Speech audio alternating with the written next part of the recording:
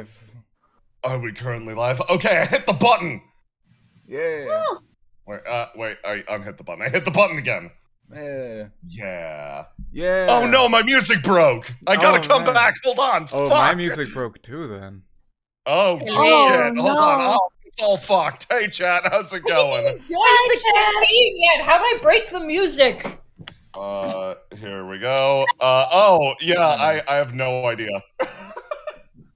Let me, hold on, send some things. Hey chat, how's it going? Oh, thank you for the sub, Champion of Nocto Among Us Sussy Balls, thank you so much. Zogo Bane of a lot, thank you so much for a shit ton of gift subs. Holy shit, 20. Thank you for the gift subs. Jesus! Hatman, thank you for Prime Anniversary, get 2 gift subs from Awkwardios, oh my god! Holy Prime hell! Gift subs! Tarnation! Amazon.com! Thank you guys for the birthday wishes too. Hell yeah! Oh, dang, the credits are broken. That's okay. Oh, I'll slap the credits. It's fine. Listen, we're it's been a bit. It's been a bit. We are getting the old Indigo van started again. Oh god, is the engine block? Is Nocty's hint corner gonna happen this time? Oh Christ, no. So, yeah, absolutely not, because I tried to set that up earlier, and it's broken beyond belief. It's gonna take a bit. We got a lot of gift subs. Let's say we owe you one. Yeah. we owe you one.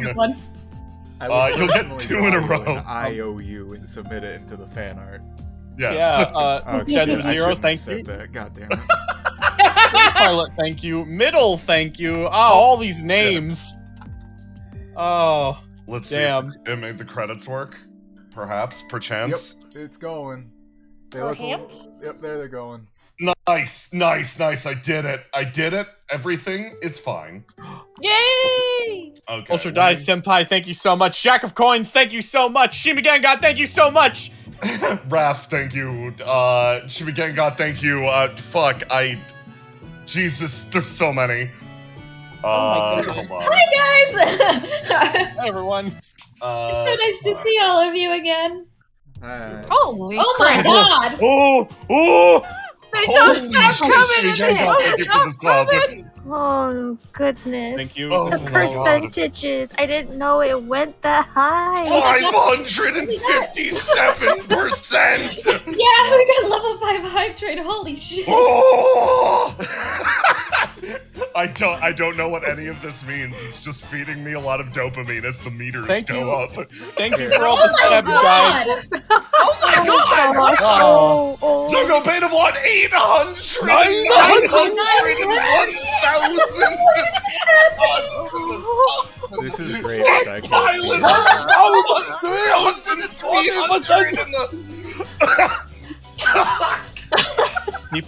People really like their Indigo. People are just Holy giving their appreciation. shit, When will your credit card decline? That's my question. Jeez Louise, thank you so much.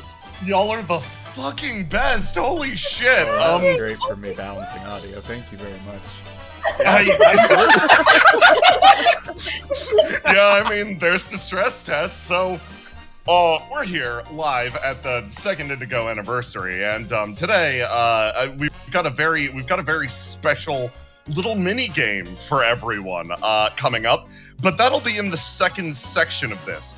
We are going to have a section that is centered in Indigo itself, playing as the various characters. This is Roma's birthday, so we are going to be doing something Cassius related, but it's something that I'd like to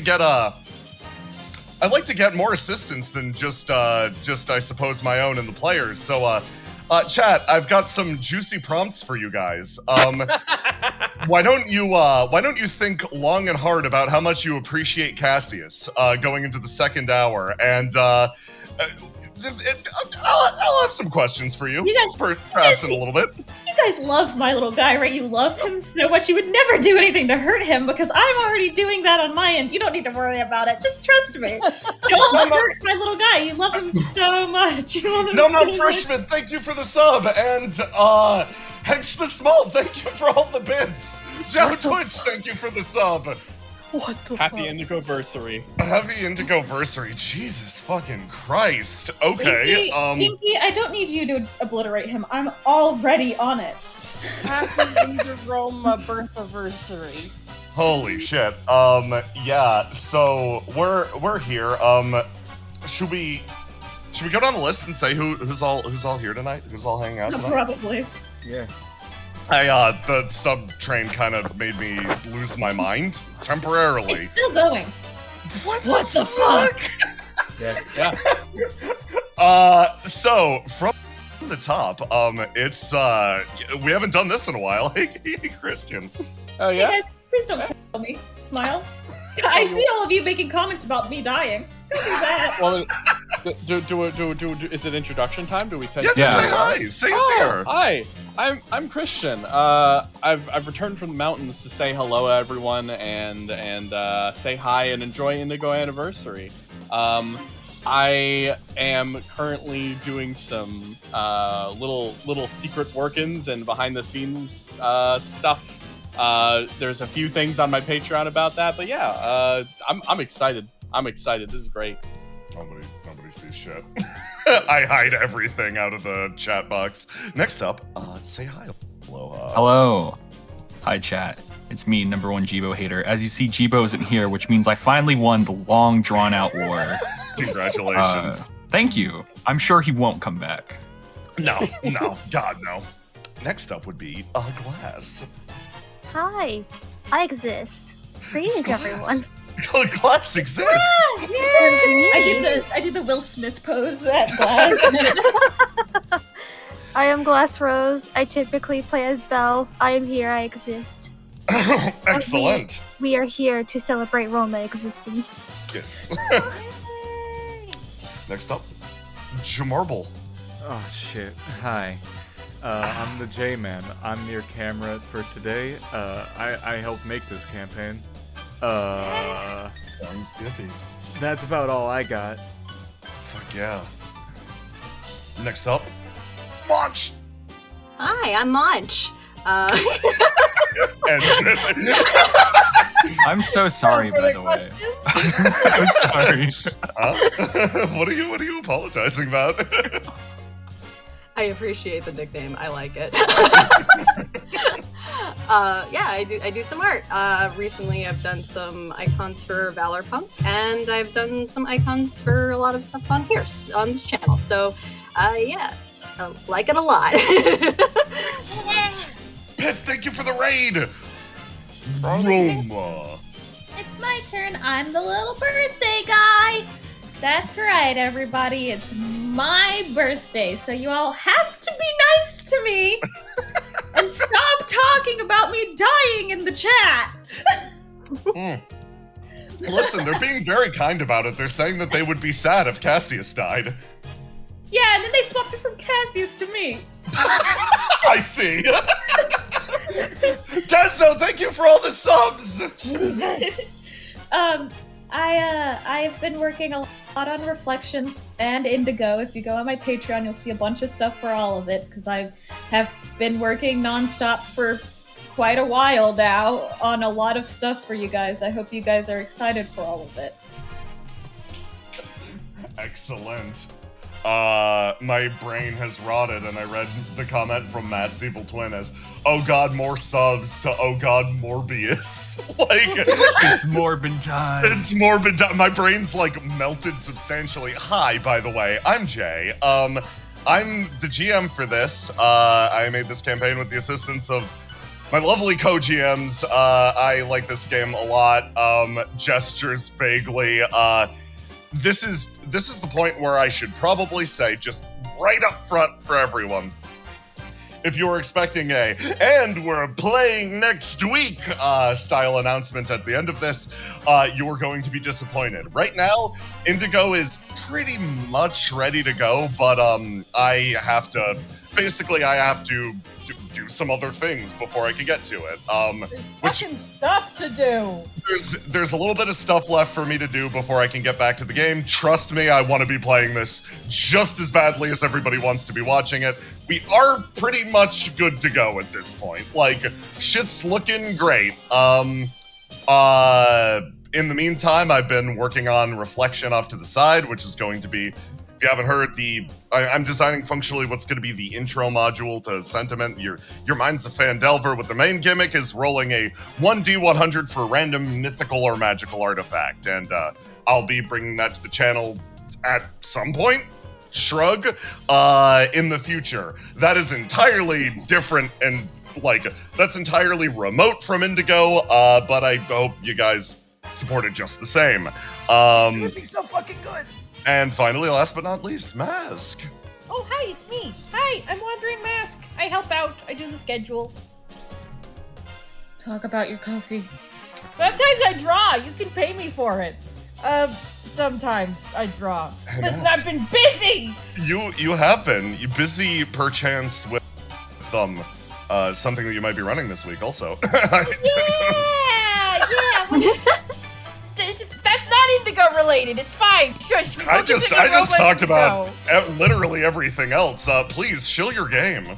I'm running something this week for the very first time on the channel. I have not GM'd basically at all, so this is my first big foray into it. It's self-contained. It's not connected to anything on the channel already, so you don't have to be caught up on anything to watch it. It's gonna be like a one-shot. It's gonna be a lot of fun. I'm really happy with the players who are joining me, and it's an original system. My friends and I are made, and it's gonna be a lot of fun. I hope you come by and check it out. Thank you very much. Excellent. Yes, that is Sunday, I believe, correct? That's Sunday at 7 EST. Thank you. Please support Mask. With introductions done, I'm just gonna, J-Man, if it's cool, I'm just gonna dump us on random maps, and we can just soak in the ambience. Yeah. Alright, there we go. Okay, let me go over to this map. Okay, so I'm gonna take us on a digital tour through Indigo, erasing everyone that I see on my way through, if they're not supposed to be there, yeah. We're multitasking. We're cleaning up for whenever we start again. Yeah, honestly, holy shit. Well, might as well move us over to this map, because, we're gonna start on, this street. So, chat, how's it going? How do you like having 50 million icons on your screen instantaneously? Hey, Cassius. Oh my god. Are you ready to watch every single person in the universe slowly disappear around you?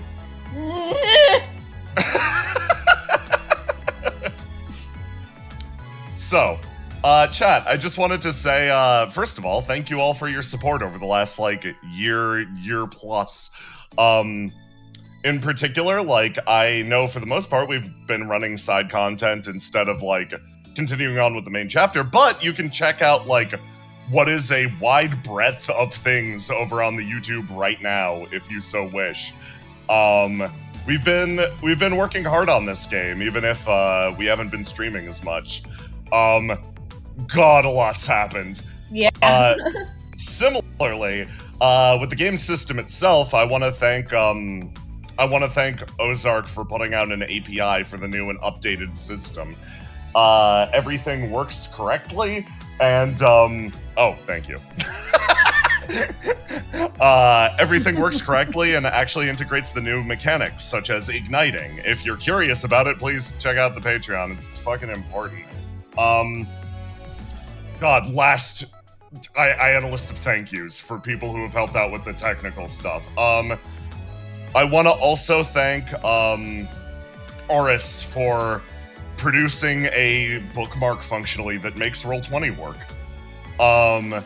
It's over on the official Discord. I should really pin it, but basically what it does is makes the jukebox searchable, maps searchable, and tokens appear in a big grid, so I'm not fumbling around.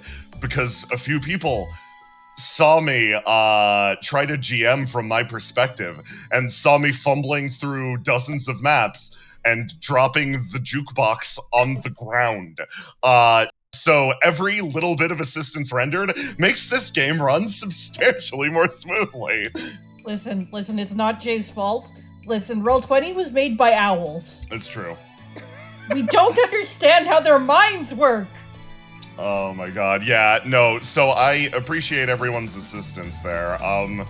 The game's come a long way since then. Oh boy. Here, let me move you over to this map. Here we go. Goodbye, Sonder and Cosmo. We've also managed to completely rearrange absolutely everything so that, this was the worst in particular, I want to say, for J-Man, because I rearranged the entire city into a grid system that makes sense only to me. Chat, I'm gonna subject you to it for a second. Oh, are they gonna see the proto? They're gonna see... They're gonna get an up-close and personal view into, what it's like to exist inside my mind. Yeah! Yeah, the grid! The grid! All hail the grid! Listen, I needed this document. This document turned out to be quite useful. I love all of the little bits where you can see that we're adding, like, canals and shit, and we're like, yeah, what's up? Listen, the grid system makes perfect sense. All you need to do is realize that it starts at the bottom. It's upside down because, God.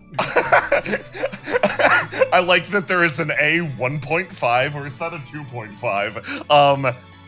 Everything is organized and it makes perfect sense. To me. The A 1.5 is the Camellia Manor. Yeah. Yeah.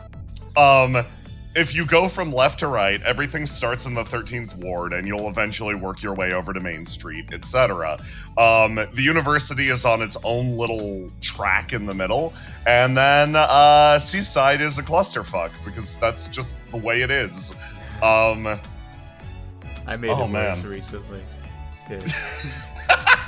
Nick, we love the grid. Your hand. We love the grid here. The grid is the All best thing hail that the ever grid! happened to this city. We're happy about the grid system. Oh. We love the grid. Hey, Mask. Yes? Do you think it's time to show everyone what we upgraded the grid system to? Okay. Yes! I was hoping. Oh my god. Okay, could you send it to me? I'll get it uploaded in a second. Yeah, let me send it to you, Gitch. Oh, it's finally time. It's finally time. The grid is my favorite Indigo character, says B. So I want you to realize that as we are going through these maps, we are looking at... J-Man and I are wrestling with probably about 20 to 30 maps in each of these letters. Yeah, so like... With day or night variants. C2 in particular has about 50 to 100 maps. It has Yeah. There's so many maps, people. And now they're organized into grid sections.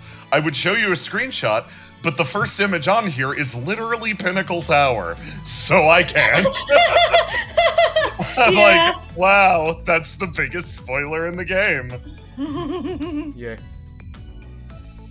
You know, what's running a campaign if you're not constantly terrified of showing people something that will kill them instantly? Yeah. Okay. Cowardice! Here we go. Okay, so everybody please clap for Mask. This took a lot of hard work and is extremely good. This took several weeks, didn't it? It took a while. Yeah, I remember you would come to me and ask me questions sometimes because I was there when we did the grid system. And I was like, damn, fuck Mask. That's shit.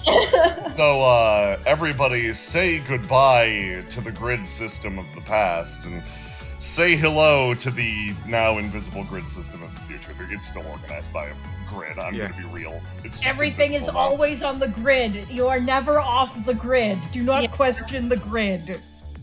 This got kind of fucked severely. Here is the full map of the city, including accurate building sizes. Mask is a fucking mad genius. No, it's not. It's not exact. It's not exact. It's close. Let's say it's exact. Let's say it's exact. People won't know.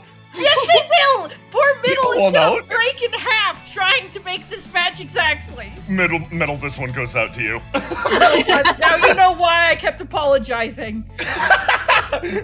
Mask is just the best. This is so good. There's a lot here. God, I want to get this as a poster on my wall so badly. I'm just saying. We're in the future. We're thinking about things. Yeah, we're thinking about things. We're considering things. Pour one out to middle, yeah. Yeah. Pour one out to middle. So here's the full city of Indigo. I'm sure you can recognize a wide variety of different locations here. I would like, in particular, to shout out how fucking cool the Camellia house crest is. Me and Mask high five. Yeah, Roma came up with basically all of that. I had designed it, and then Mask took my dinky little sketch and was like, what are your plans for this? And I'm like, I'm just gonna put colors on it. And Mask was like, what are those colors if you were to, like, be exact? And I was like, oh, yeah, I'm really sorry. Here you go. I like that the Stampede Trading Co. Icon is literally a horse and an infinity symbol. I want to point out these. I love them. Arch and Heil's shop is very obvious. Upstairs for mail, downstairs for death. Yeah. If you know them at all, the mail is a lot scarier than the death. And then, of course, you get the tower, and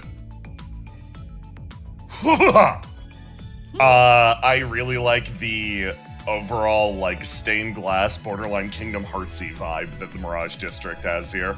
Yeah, it's really good. Thank you. Seely's house. There it is. That's the church that they walk to. Yeah, that's just there in the middle of the fucking woods. Yup. What's fun is trying to figure out exactly which buildings are where. Like, here's the abandoned schoolhouse where Teach stores her weed. Yeah, I can't guarantee everything's to scale with every map of between each other, but I will say every building on a map is on this map. Yes. You've done so well. Here's Tempest HQ. This actually clarifies the way that you go here. Let's drop who comes up first on my list? No, not you. Yeah. La Creatura. Okay, La it wasn't the Creatura is sacrifice. the one I saw first. Here you go. It wasn't the sacrifice. Okay, it's Tiny Teach, whatever the fuck day it is. Monday. Tiny Teach So- to Monday. Tuesday. So this is the way that you'd walk towards East Street that I really wanted to clarify is if you walk up in this direction, right? This is Frelia's Diner, IPD HQ, etc. And the second you walk across the bridge, you're in Tempest HQ. So I can take us there using our handy grid system. I'm so hyped about all of this. I'm so happy we get to show people! Yeah, Mask, your work definitely deserves to be appreciated. I love Indigo. Dude, you made Indigo. I just put it on a map. I literally, it would not have happened without you and J-Man. Oh, here's Dodge's house. Fuck Yes. yeah! And there's Yeah. the Tide restaurant. Yeah, you're figuring that out. And there's the arcade. I'm about to send you Is away this to the hell. theater? No, this is the theater. This is the theater. Get ready for it. You're about to get sent to hell. I don't like here's to go to hell. East Street. So, I will never stop praising J&J, man. this is to clarify that little turn right there, where there's the little sideway here that you then go up this way, and then that leads directly to... Where are you, Tempest HQ? For people who wondered how this area spatially made sense, this is how you get over there. Every single time I see helmetless Teresa, I lose my mind. I'm like, did I just spoil something? But no, that was shown on the screen. We're safe. It's fine. I sat on that one for a while. We are good. So let me send us back to the map. There you go. That would put Teach right here. Furthermore, this is the train station we all know and love. This is where the train heist happened over there. The university map was just... So, I had this in mind when I was doing everything with the, like, capture the flag session. the Great Priest War for New Year's. Yeah. Because Mask had done this enough that I'd been able to figure it out, like how to split the city up. This would have been massively helpful for literally everyone else. Oops. I had Prelia doing this loop. Yeah. It's fine. It's free now.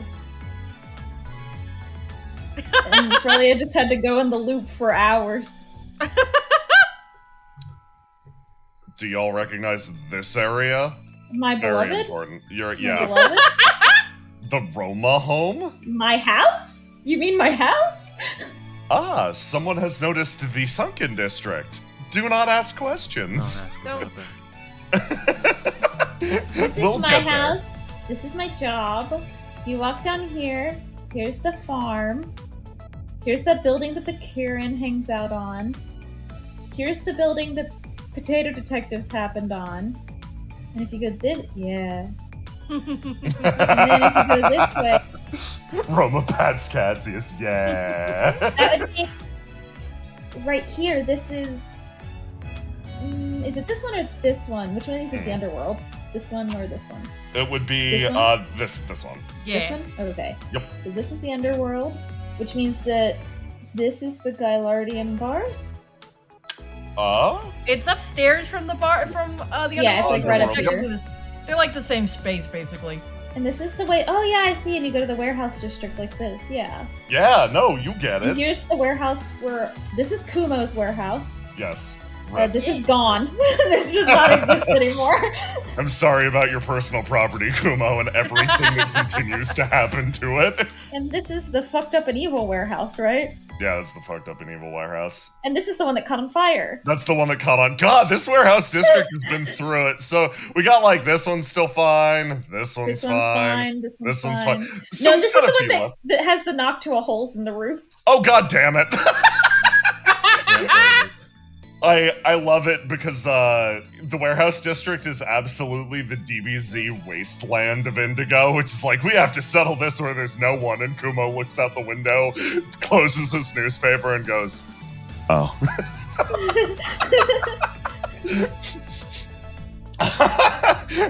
I've lost another one. I wanna... Nice attention to detail. I wanna also shout out that the warehouse district specifically was designed by, including all the interiors, Christian. Oh yeah. 'cause The I master know of Carbon warehouses. Carbon Interface really taught me one lesson, and that's how warehouses, they house wares, and that's all I needed to know. Like, genuinely, I'm like, hey, can you make me the warehouse district as like a funny meme? And then you did it, and I'm like, wow, no, this is actually perfect, though. I'm like, wait, this is actually everything I wanted. Yeah, I was happy to help. It was a lot of... Honestly, it was a lot of fun, because it was just snickering to myself.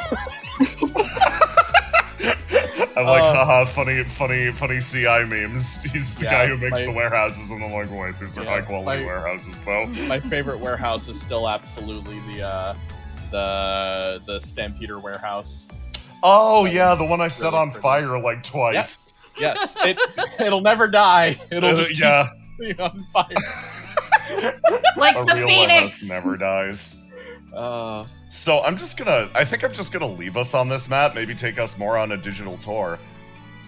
Ask the audience. You have a chance. You have our ears at this exact moment. You got any questions? Any outstanding questions for the cast about the game, etc.? Hi guys. Hi. Put the fire there. We're having fun. Let me take us on a quick tour. We're going over to the graveyard. Can you Indigo give me Lord all of the Indigo lore to put on the wiki? Yeah, sure. all- Long ago in the distant past. 500 years ago. I can't believe you just got into his backstory. You successfully called it out. He was Samurai Jack all along. Oh my god, got everything is me. answered now. You got Oh. me in one. Yeah. What is your favorite joke? Oh god. Overall, That's a hell of a Jesus. question. That's a hell. What's Isn't it Yeah. isn't it Daring Way head turn? Daringway head turn is probably 3D image. Daringway is probably my favorite. Actually, you're just right. Daringway, literally anything. Ending D. Daringway is my favorite show. I'm so sorry about Daringway, everyone. Never apologize. I almost put us on the Frog Cafe. That's illegal. Oh, that is illegal. There's a thing on this map. It Huh? hasn't been I don't know what you're visited talking about. yet. I have to go here at night. I have to go here at night. I don't know what you're talking about, Rama. I see it. We could go over here. I don't know what you think you see. It's X. Yeah, no, there are a few maps that are like mixed in here. Has anyone? We poked our heads in here. Have we poked our heads in over here? No, I don't think we've poked into either of the two buildings on the Left side. left side. Oh, I think you've been in there before. Is that the newsstand? Yeah, we've been in the newsstand once, but we haven't been in one in the upper left. We've been in the bottom right one before it got transformed into a different thing. Yeah, in Haven't been Cassius since the sections, renovation. Yeah, not since it got a bead. Yeah, it got beat upon. This one's funny. I'm gonna put us here and not delete this because I think it's very funny. Hysterical. I see you. Show them the Cassius. darkness. Let's see. How powerful is Daringway? Do you really want the answer to that question? How powerful is a school administrator? He's got a stick. He feels very powerful after the stick, though. That's Yeah, no, it's mostly in his confidence, though. Yeah. Also, someone asked what the cow skull on the big map is for. That's the Church of Arrakis. Yes. Yeah, that ain't called cow skull. That's a Durgan. Yeah. And then up here to the What left. map have we already seen that was genuine hell to make? Oh God. I think J-Man, each of I'm us sure should go. I have an answer. You've got your answer, yeah. I do have an answer. What map was genuine hell to make? It's archived right now, so we're not gonna fish it out because that would take 10,000 years. But the Vonium maps. Oh, hell my was God, fucked to yeah. make. Oh my god, I because believe that. I had to make the water for it by hand, and it took forever. God, that's right. You fucking champion. I'm gonna drop us on the map that was obvious. Like you just look at it and then your brain goes, yeah, of course this one sucked to make. Oh I my just god, read yes, this this one. makes sense. For the longest time, since I wasn't in the Roll20 for a long time, I didn't know that the left side of the map and the right side of the map were two different, like, were the same map. The same map, yeah. It Yeah. wasn't originally. Yeah, the right okay. map, right side existed first. The right side Yeah. existed first, and then I literally added the rest as DLC later. You fucking Whoa. expanded. There is one other map that I made very recently that was kind of a pain. I don't know if we can show that map or not because we haven't even shown it on Patreon yet. But the new district I made was pretty tough. Yeah. I have one. What's that? Put us on the Camellia Manor. Jesus, yeah. The Camellia Manor was like. The Camellia Manor would have been literally impossible for any of us to do on our own. We If- had Yeah. 3 people have to make that map, and I'm not done with it. There's still an entire second floor. Yeah, let By me- their let me go powers over here. combined. You helped too. I helped. I did like 3 things. You did. Yeah, but I couldn't do them at the time, so I really needed it. We're gonna, Well, I'm glad to have participated. It's a dope map. we will walk up the Hans path. Hey, Chad! As is tradition. Hi, Chad. It's a land speed velocity of an unladen tile. I searched characters in the character search bar, and instead of typing Tia's name, I just searched horse. Excuse me, I'm just gonna go add that to our character sheet to make sure we can find her in the future. So, yeah, no, we'll go see the Camellia Mansion. There is a long walkway up that is surrounded by a wall, which I'm going to show off over here. If you look on the city map, you can actually see it. That walkway she just did leads straight up to the Camellia Mansion, and then let me make sure the Camellia Mansion is clear of spoilers. I love those trees a lot. Yeah. This is I so pretty, Roma. I made them by hand specifically for the camellias, and then I hand. When we go to this map, I need you guys to understand that I hand drew all of the walls and a lot of the stuff on this map. I hand drew. Dang. Oh, someone asked, how do you make make these maps? Do you use another program before uploading them, or do you have an asset program that you all use? So- That's a question. But the usual pipeline is Map Tool, Clip Studio, Roll20. Map Tool is good for background textures, etc. And like laying a basic foundation. Clip is necessary to make it look nice and to make the file size not apocalyptically huge. And then you upload it to Roll20 and you put down objects on top of it. So like this map is a good example of If you come into the lobby, I hand drew this, but if you come up here, you can actually these stairs are 2 assets. There's one that is the upstairs that you can walk on, and then there's the one that's the transparent bit. And I had to hand draw this. Like the railing is hand drawn. I hand drew the stairs. Yep. And then if you come over to the library, there's multiple floors to the library as well, and I hand drew all of this. Almost all of the little things in here, like this was hand drawn, this was hand drawn, this was hand drawn. All of the walls are hand drawn. You can tell because there's curves. Yeah, exactly. They're beautiful, Roma. The big thing that you can do is basically, this map is really technical, and there's a lot of layers, and I fuck them up constantly. Like you saw the balcony up here there. That is GM layered so that if people walk upstairs, I can go, bam, upper floors here. But basically, normally for a lot of maps, we just upload them as a JPEG and the objects are like baked on. Like, this is baked onto the map. I can't move it. This is baked onto the map. I can't move it. This is baked onto the map. I can't move it. This shit, if there's ever a fight in the Camellia Mansion and someone's sent flying through the piano, we had to put the piano on a separate layer because we have to make it smashable, because that's rad. Like, It's a piano, of course. It's a piano. What the fuck else is it doing here? Playing it? No, fake.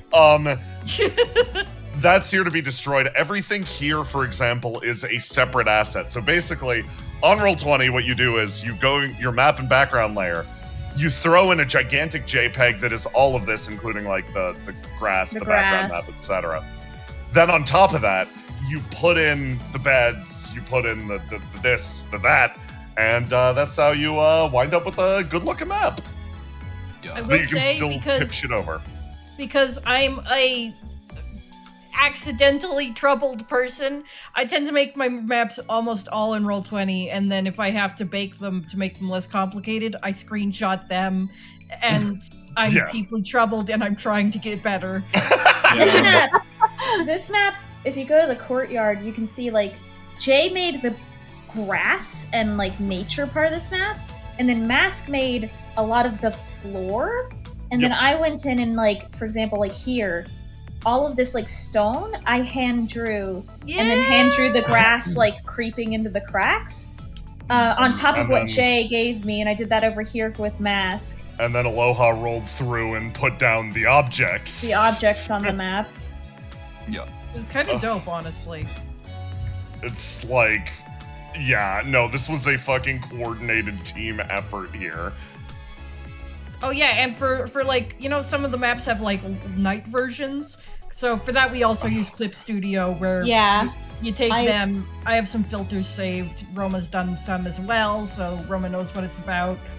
Yeah, there's certain gradient maps that I use on the maps to make nighttime versions of them. Yeah, you get I'm also the one who went through and autumnified all of the trees. Yeah, holy shit! All of the autumn trees, I because they're all baked onto the maps, I had to go in and pretty much do what this is, where it's like a filter on the whole map, and then cut just the outline of the trees, so that only the trees would be autumnified. Gamers, I cannot iterate enough how much fucking work that would be. Yeah. Oh my god. It would kill a man. It's a lot of work. Roma's a fucking champion. God, What's your all-time favorite map asset? Oh, it's hard to beat Dragon with Tyre these days, isn't it? Yeah, it is. Dragon with Tyre is pretty high tier. My favorite map asset is a wooden bowl which I fill with gummy bears. I love that thing. Is that your calling card? No, I just do it because it fills space and no one's questioned it yet. You can see it a lot in like fucking some of the Wilting Vows maps and stuff. But yeah, I think that's probably like my favorite asset. I'm trying to think of like anything else, but yeah. Chow says mine has got to be the Scrimblow. Oh, Yeah. that Scrimblow, it provides. That map was a fucking disaster. That map is a fucking crisis. Jay has a big folder of assets that he gave me, and inside one of them is just like 17 different versions of like the same 4 pillows, and I love them. Yeah. Yes! There, you God, can see I them love over here pillows. in Callaway's sitting area. There's the green ones. Oh, yeah, these. That is a Brass Badger Workshop pack. Yeah. It's really, really good. I think they're in the upstairs of Skyus' room as well, but I don't remember. I have a table that I like, but I can't use it anymore because it's the table that all the TI characters live under. Like, there's long picnic tables, and I'm like, this is my favorite table. Why did they make it their house? Because it's your favorite table. Because it's my favorite table, and I can't use it anymore without thinking, like, there's probably a Marcus infestation under Someone's these. under that, yes. So I can't use it anymore. It sucks. I also just really like, oh, Jesus. I want to shout out particularly the roof assets that we mostly use. Of like, the stone roof assets are bless that thing. a fucking miracle in terms of saving work and space, etc. Let me go to, like the Haunted District, for example. Unless there's a huge spoiler here. Another thing about maps is like, so Jay handles like 90% of the exteriors, Yes. and I do like 50% of the interiors. Yes. So like, if it's an exterior map, it's likely that most of it is hard-baked. It's a big image that we have to chop up and upload to Roll20. If it's an interior map, odds are good all the individual pieces are movable because it's made of Roll20 assets. Yeah. J-Man additionally, yeah. Yeah, J-Man just fucking does every job everywhere, so like... The man Interior and exterior. is a champion of multitasking. He is all over this campaign, and it's fucking blessing. What moment made you cry the most? Huh. That's a hard one. That's a hard one. That's really easy for me, actually. I got 2. I've got a bunch. I'm just gonna put a pin in Noctua and just go, that's impossible to tell, but, this is, a pretty easy one, actually. Let me go over to, where the fuck are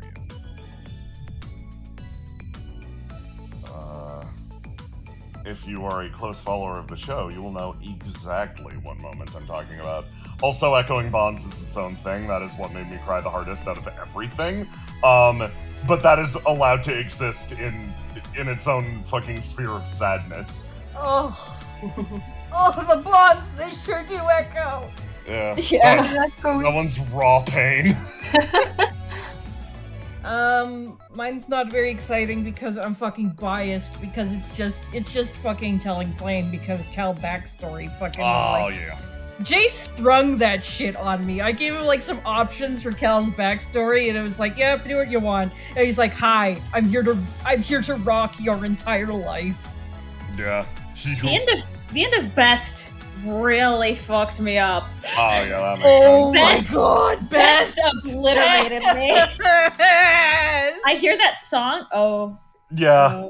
You know the one. They're still kicking around on this map. Hold on, let me pull them out of the ether. If you know, then you know. This scene's the one. This is the one for me. Oh yeah, you knew it. Another scene that made me cry, but not the most, but made me cry and I felt a little silly was literally 5 seconds into my session 0, you dropped me on the map of what we know is now Pinnacle Tower, and you're doing your little monologue, and I'm like, actually starts tearing up and almost crying, and we haven't even, like, the game hasn't even been going for more than 5 seconds total for its entire run, and I'm already, like, about to break into tears. I can't count the number of times this game has made me tear up. I literally cannot fucking tear this. I cannot tear my tears. Oh, for the person in chat asking what's best, Beretta's Endless Summertime. It was a side series of Indigo that was about what happened to Beretta after chapter 1. There's a monkey in it. One of the characters leaves the city to go to an island, and nothing bad happens. Oh my god. Okay. I don't think it made me cry, but the first thing that popped into my head was the Aza reveal. Yeah. I had a lot of personal investment in that. Yeah, No, you're right, you're right. Yeah, no, that one was really good. Bridge knocked to a bridge scene pulverizes me. Bridge of tears. That is when I realized I could pulverize myself live on camera, and it just, just every bone in my body obliterated, and then I'm like, okay, let's see how far we can go, I guess. And then I gesture at this one, and that is currently how far I have gone so far. Power will only continue growing. Mom kind of destroyed me, and that seems like I'm gonna be I elbow the microphone. Little man, yes. Little man. Were Noctua's attributes different at the beginning of the game? And if so, what were they? Yeah, they, Noctua used to have... Yeah. Oh! It's so funny. Yeah. It's No, so funny. It's fine. It's fine. I'm not cringe. I'm not cringe. What are you talking about? I'm not... Me being cringe? No. Never. Virgil from the Devil May Cry series. Noctua at the beginning of the game had, exclusively the name of Fate's Stay Night anime openings as her attributes. It was really, really funny because I only learned this after I also made one of mine of Fate's Stay Night. I'm not that. Listen, I'm not cringe. I'm not. Then they changed to what? Something really cool, I'm sure. They've changed a number of times, honestly. I think the second set is different than the final set we're on now so far. I think that Noctua's attributes are really cool. Oh yeah, I like them a lot. I hate barriers though. Yeah, I fucking hate barriers. You know, I'm the Listen. one who taught Noctua how to hate barriers, guys. Because you're Lloyd Bannings. Yeah. Listen, I thought I was Rin Schwarzer. Wait, hold on. Listen, the current attributes for Noctua are based on Kiseki soundtracks because I'm a fraud? Lean No. Lean Schwarzer? Dude, Lean Schwarzer's been in my brain for months, dude. I can't get it out. Yeah, no, that's a very good prompt. What made you cry the most? Jesus. Check out how hard I could cry. I think one scene that I like whenever I hear something like that, the first scene I think of is just like the wannabe hero scene at the session 0. Oh my just god. That whole monologue is just fucking chef kiss. Good shit. Quality. I go back. I clipped that scene after my session 0 and I go back and watch it and it like refuels me. I can like live again after. I could go through the most harrowing thing of my life and then live perfectly fine again after watching that scene. Drow Goblin says, I get here and literally the first thing I hear is Jay saying, listen, I'm not cringe. It's true. I forgot I put a Noctua on this map. It's true. Never doubt it. Never question it. Just like the grid. Important question. Is Cassius short? No. No. He's not. No, he's pretty tall. Hey, Christian! It's my birthday! Shut up! Oh, you're right. Yes. Cassius is Birthday boy very order. tall. Cassius is like very tall. You're right. Birthday boy order. Christian is not allowed to speak for 15 minutes. Punishment. Happy birthday. But yeah, Cassius is like 6'5", isn't he? Yeah, no, Cassius is 6 foot tall. 6 foot tall. He's 6 foot, yeah. He's like 6 or 6'1". Depending on if he's wearing heels to be taller than Tyr or not. Welcome back. It's just that Cassius is surrounded by freakishly tall Noctua. people. Yeah. And Teach. Seriously. Yep. Who Or- are like 7 feet tall. Who are gigantic. Let's be Or real. gigantic. Parentheses with doinkers. You aren't tall, and you can't call other people short unless you're above 6'3". I'm gonna be real. Yeah. Fucking Indigo. Just change the national height average. It's not the average. It's But- not. Like, here's the thing. There's a huge amount of bias because, like, believe it or not, most Indigo characters are kind of on the short side, actually. Yeah, that was like a It's graph just- we made. Yeah. Yeah, I made a graph of sorting everyone, and like, believe it or not, most characters are like average or a little below average. It's just you know, Some prominent figures. like that you some see an more are- incredibly prominent figure. Yeah, like Tall fucking legs Teach first- is an first outlier and should not have been counted. Yes. Yeah. Like, the first fucking characters are like Sarisa and Cassius handshaking each other. It's just like, yeah, Yeah. two fucking taller Giants. people. Yeah. No one's looking out for the Much. little guys. They don't need anyone to look out for them. There's so They many. have of an them. army. A swarm. All the main cast is taller than average. Yeah, pretty much. That's the best way to put it. Hmm. I think a lot of the main cast now is just like average. Yeah. But like, yeah. Yeah. I imagine Cassius and Tyr being in a heel off only to be bested by a passing daring way in an ugly, ugly gold-plated stilts. Yeah, that you're correct. Yes. Listen, anyone can wear heels. Not everyone can live heels. Daring way, it's part of his entire existence at this point. He's embodying them. Literally, they're part of his skeleton. Yes. I'm gonna call them foot soldiers because they're 1 foot tall, says Chad. Cosmo is even more of a little guy by comparison. Cosmo is very short. That's the Blorbo. It's- The Blorbo from your show. Yeah.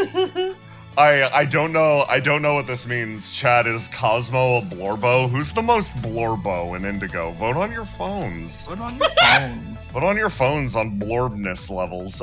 We've got time for probably another question or two, and then I'm gonna move us on to the next part of the thing. You're gonna waste it on Blorbo. I'm gonna wait a waste? Waste? Waste? You wanna know?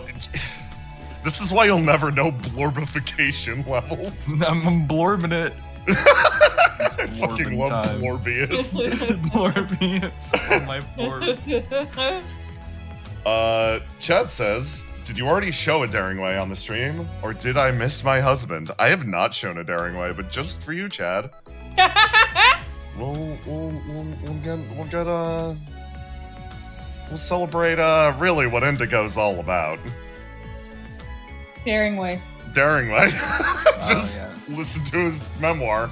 Pick says Mallow is pretty blorbo, and I agree with you. Mallow is- But Mallow was Mallow mine is for blorbo, the yeah. longest time. Let's see. Hold on. Oh god, he's towering. He is. And chat, he's looking directly at you. I love him. Saku is Blorbo, that's fair. Fawn is Blorbo. Oh, Fawn Fawn's- is Blorbo. Mortified. Oh my god, Fawn's so Blorbo. Fawn is Blorbo species. Dude, you know what would be funny? What's that? Just imagine we could send this VOD to the past, to like Yep. Indigo 2 years ago, and let Yeah. them listen to us speak, and them being like, what the fuck? What the fuck? Who the fuck is Flan and Flan and Flan? Blorbo? What's a Blorbo? Is it a new mechanic? Let's see. What kind of monster is that? The Daring Way? This is upper management. Yeah, The most Yeah. powerful Full monster in the fall. administrator. yeah. Ooh, thank you so much for the sub. Thank you. Astros Verlian says, happy birthday, Roma. Thank you. Anything different about Daringway from before the game started? No, Daringway is exactly the same fucking... Yeah? He has a stick. Oh, he has the stick now. Yeah, he did get his staff. He loves it. But no, Daringway was always supposed to be Teach's, like... He's supposed to be a foil for Teach mostly, because Teach is like... A lot of Teach's internal conflicts and dynamics are about this concept of cynicism and disillusion versus idealism, and Daringway is very much a person who just sits there and will constantly tell you to do the most cynical, self-profiting, aggrandizing thing ever. But here's the problem. Christian likes that, so they're just friends. And he's just atrocious. You may speak Christian, it's fine. Oh, thank God. Speak again. It's been 15 minutes. Daringway is the most glup shitto of the bunch. Why did I let you talk? Said it.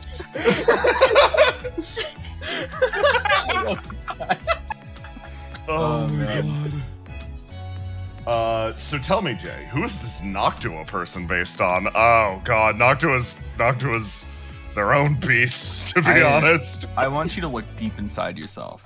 And I think there's a little bit of Noctua on inside each of us. Yeah, it's true. Honestly, like Jesus. Honestly, the best way to put it for Noctua is, God, I got Noctua's design probably, or like Pog, before the first session, pretty short, and because Noctua was from, like, Xiphos and everything, I didn't discuss him at all with the co-GMs, and then I just suddenly had the Noctua Pog, and I'm like, okay, here we go. And this is what okay, here we go leads us to, folks. This future. 10 more years. 10 more years. 10 more years of Noctua suffering. Please put a Noctua and a Cassius on this map for me. Okay. I need them to be friends. Here. They can ride Big Daringway. You're running out of birthday wishes, Roma. The monkey paw only has so many fingers. The monkey paw has as many fingers as I want it to have. But monkeys have more than one paw, Aloha. Damn. Do monkeys have paws or hands? They wrote about the paw specifically, so I think it's like... So what is the Indigo Windrose universe based on? Is Trails one of them? Believe it or not, no, because, You didn't play Trails yet, did you? I hadn't played Trails yet. Yeah. Indigo was post-Trails, but, believe it or not, not post-Crossbell. It was post-Cold Steel, so, like, I had an idea of what I liked in Trails, but, like, I think Crossbell happened, I played it partially into Indigo. Yeah. We're always just slightly behind. It's the music that makes it feel like a Kiseki game, and the fact that J-Man and I really like them, but for the most part, we are ahead of them. For example, if you play Kuro now, you'll be like, oh, this is so Indigo, and it's like, we're aligned. Yeah, it's this kind of thing, right, where you step back from this sculpture you made, and then you realize it's a Frankenstein of 1,000 different things that have influenced you through your life, whether you realize it or not. Yeah, that's just the nature of existence. You look at Cassius, you can really tell that I liked Kingdom Hearts as a kid. I'm at least 50% string cheese.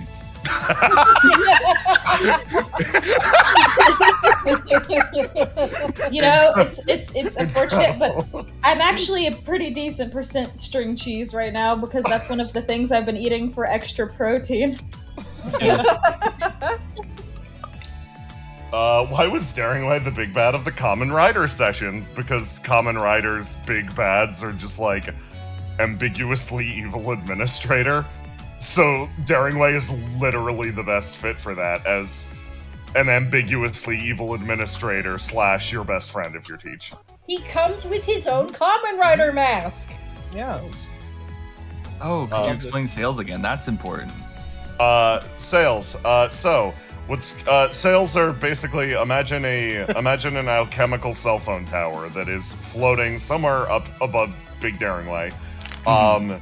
The sail that exists in Indigo is one that is a closed circuit which improves accuracy but doesn't let you call across the country. So the end result is you get good cell phone service in Indigo, but if you need to call anyone else, anywhere else, it doesn't work. But yeah, they're basically, the mysteries of the sales have yet to be fully investigated. So for now, just imagine them as big, hanging, like, gigantic, like, low-orbit satellites / like, high-orbit kites that are just fluttering up here to enable phone calls. Really cool. It's a really cool, like, skyline visual that I don't think we've actually seen, but also is just really cool to think about. Yeah. Like, just look up. Oh, that's the phone kite. Yeah. That's pretty loud. That's the phone kite, dude. Zargo Bane of a lot. Let's talk about Utaware Rumono and its future influence. Underwater Ray Romano? If anyone plays Underwater Ray Romano, how much of a hack fraud I am, so play it, but don't. But play it, it's really good. Play it but and don't. tell no one. But play it. Question. Blue Odyssey, who can say? It's a mystery! It's a mystery. Upure says, what's a fog? Been catching up on Valor Academy. Okay, first of all, good taste. Valor Academy is very good. Second of all, Forgotten Indigo is a game mostly centered around the concept of a living, breathing city as everyone plays through its single roughest years in its history. It's there are a bunch of characters. The city itself is as much a star of the show as the characters are, and it is about just watching the situation unfold. A session could be anything from a big event that shakes the city to its core, or something more casual, as these characters grow increasingly close with each other. Additionally, Forgotten Indigo is a horror mystery show, focused primarily on the concept of hauntings and the horror that can be discovered within the self. If you like, if you like big cities and spooky shit, this is the game for you. It's also a dating sim. It's also a dating sim. It's also a dating sim. It's an important factor. Yeah. I mean, if it isn't a dating sim, like, why even bother? Okay, cool. Yeah, cool. Yes, you will fit in well here. You will get it. You'll get it. I'm going to. I'm gonna be right back. I'm gonna use the bathroom. You guys keep answering chat's questions, and then I'd like to. I'll come back. I'll take over for you guys. You can go to the bathroom, and then we'll do the thing. Okay. Yeah. I can finally answer guys. that map question. I had trouble thinking of one, but I guess we've seen the concert hall. We've seen like the stage and the seats and all that. Yeah, I assembled that in Roll20, and it's got like a curved. No. It's got like a curved ledge. I just put that together bit by bit. That was probably the trickiest one. I have a problem. I'm working on it. So, I've talked about this before, but and some people have seen it when I do record stuff. On this screen right now that we're on, I have a Legend Forms Aza that no one else can see, and it's unremovable. Oh yeah, I've heard about. Does it show? Yeah. up? I like this map because this is the one that has Pinnacle Tower in the background. Like, let me put it in this chat for you guys. But yeah, it's just baked in for me, and it'll never leave. Oh, yep, that's just there, haunting the moon. And it's been there for a year plus now, and I'm just like, man, I forget about it, and then it happens, and it's like, for the longest time, I thought it was just like, oh, it's just there, and no one's just getting rid of it. And then I look at other people's like screens and stuff, and it's not there, and I go, what the fuck? Roll20's great. Favorite ice cream flavors? Hazelnut for Cal. Oh, Cassius? I think I've answered this before. I think So I don't want to answer it again and be before. wrong, but if I had to guess, it would be like an apple sherbet. Oh, that's a good one. Or sorbet. Oh, sorbet's good.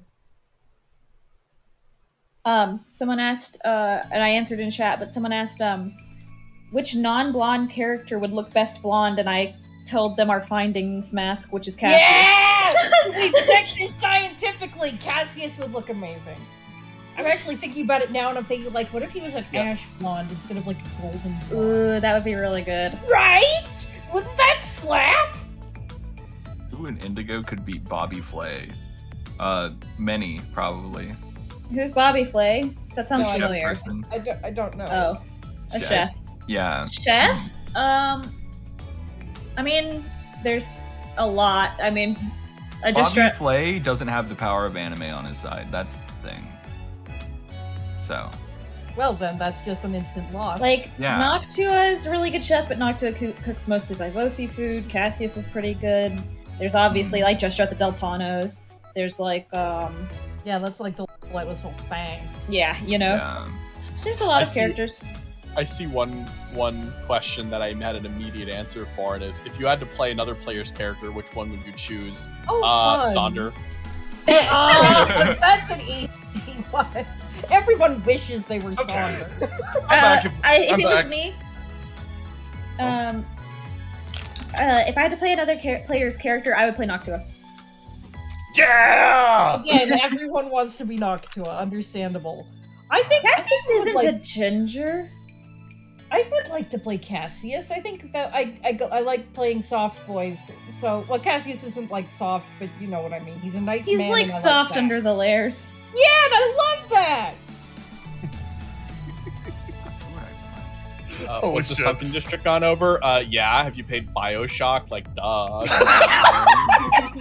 Do not cite Bioshock as one of my influences. Hey guys, I have some opinions. It's like, oh, cool, cool, GM. What do you have opinions on? Ayn Rand. Ah! Run!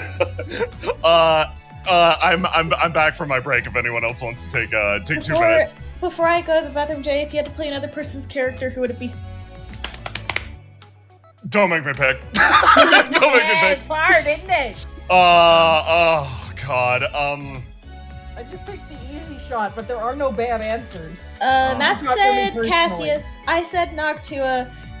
Christian said Sonder. Yeah, that makes sense. I don't think you can pick Cassius, Jay, because you do already play Cassius. Yeah, no, I've got some stuff there. Okay, so if I'm being fully honest, I think it depends on what I'd want from the game. I think Right? Sonder would be the most, like, fun in terms of, like, I just want to fuck around and, like, do my own thing.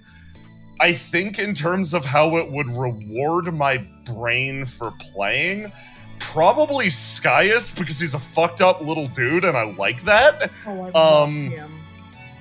It's hard. I don't think I could play Teacher Self. I don't think I do a good job, just like straight up. I feel that, like myself, same here. Those guys They're really hard. good. It's just I don't think I could do it. Where like Skyus, I don't think I'd do Skyus in the same way as J-Man, but I think his situation is fun enough that it can pan out an assload of different ways, and I would play my own version of Skyus, and I'd probably have a really good time. So I'm gonna answer Skyus or Sonder if I want to just fuck shit up, you know. Yeah. Man, it's a deep question. It is. Yeah.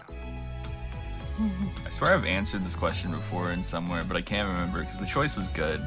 I just can't remember what it is. So, yeah, thumbs up. Vanilla Snow Golem says pick 3 characters of all the characters I- who would fit the most in Misery, CPR, and Reese's Puffs. I think I'd like playing Happy Day. Oh my god, yes. See, the problem with the Misery CPR Reese's Puffs thing is there's too many answers. Except for the CPR, I actually can't think of that many characters who would sing that except, like, Barbados, maybe? Chad made a Vettel Barbados. Yeah! It's fucking amazing, yeah. Noctua is the most Reese's Puffs aligned person in the city. Yeah. Right?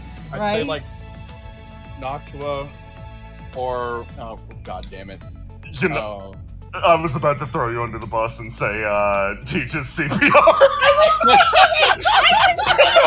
I'm like, Teach could be misery and CPR. Like, teaches misery or CPR, not because they, like, balance each other out, but because she's 100% to both. It's like being neutral on an alignment axis because you're 100% good and 100% evil at the same time. Yeah.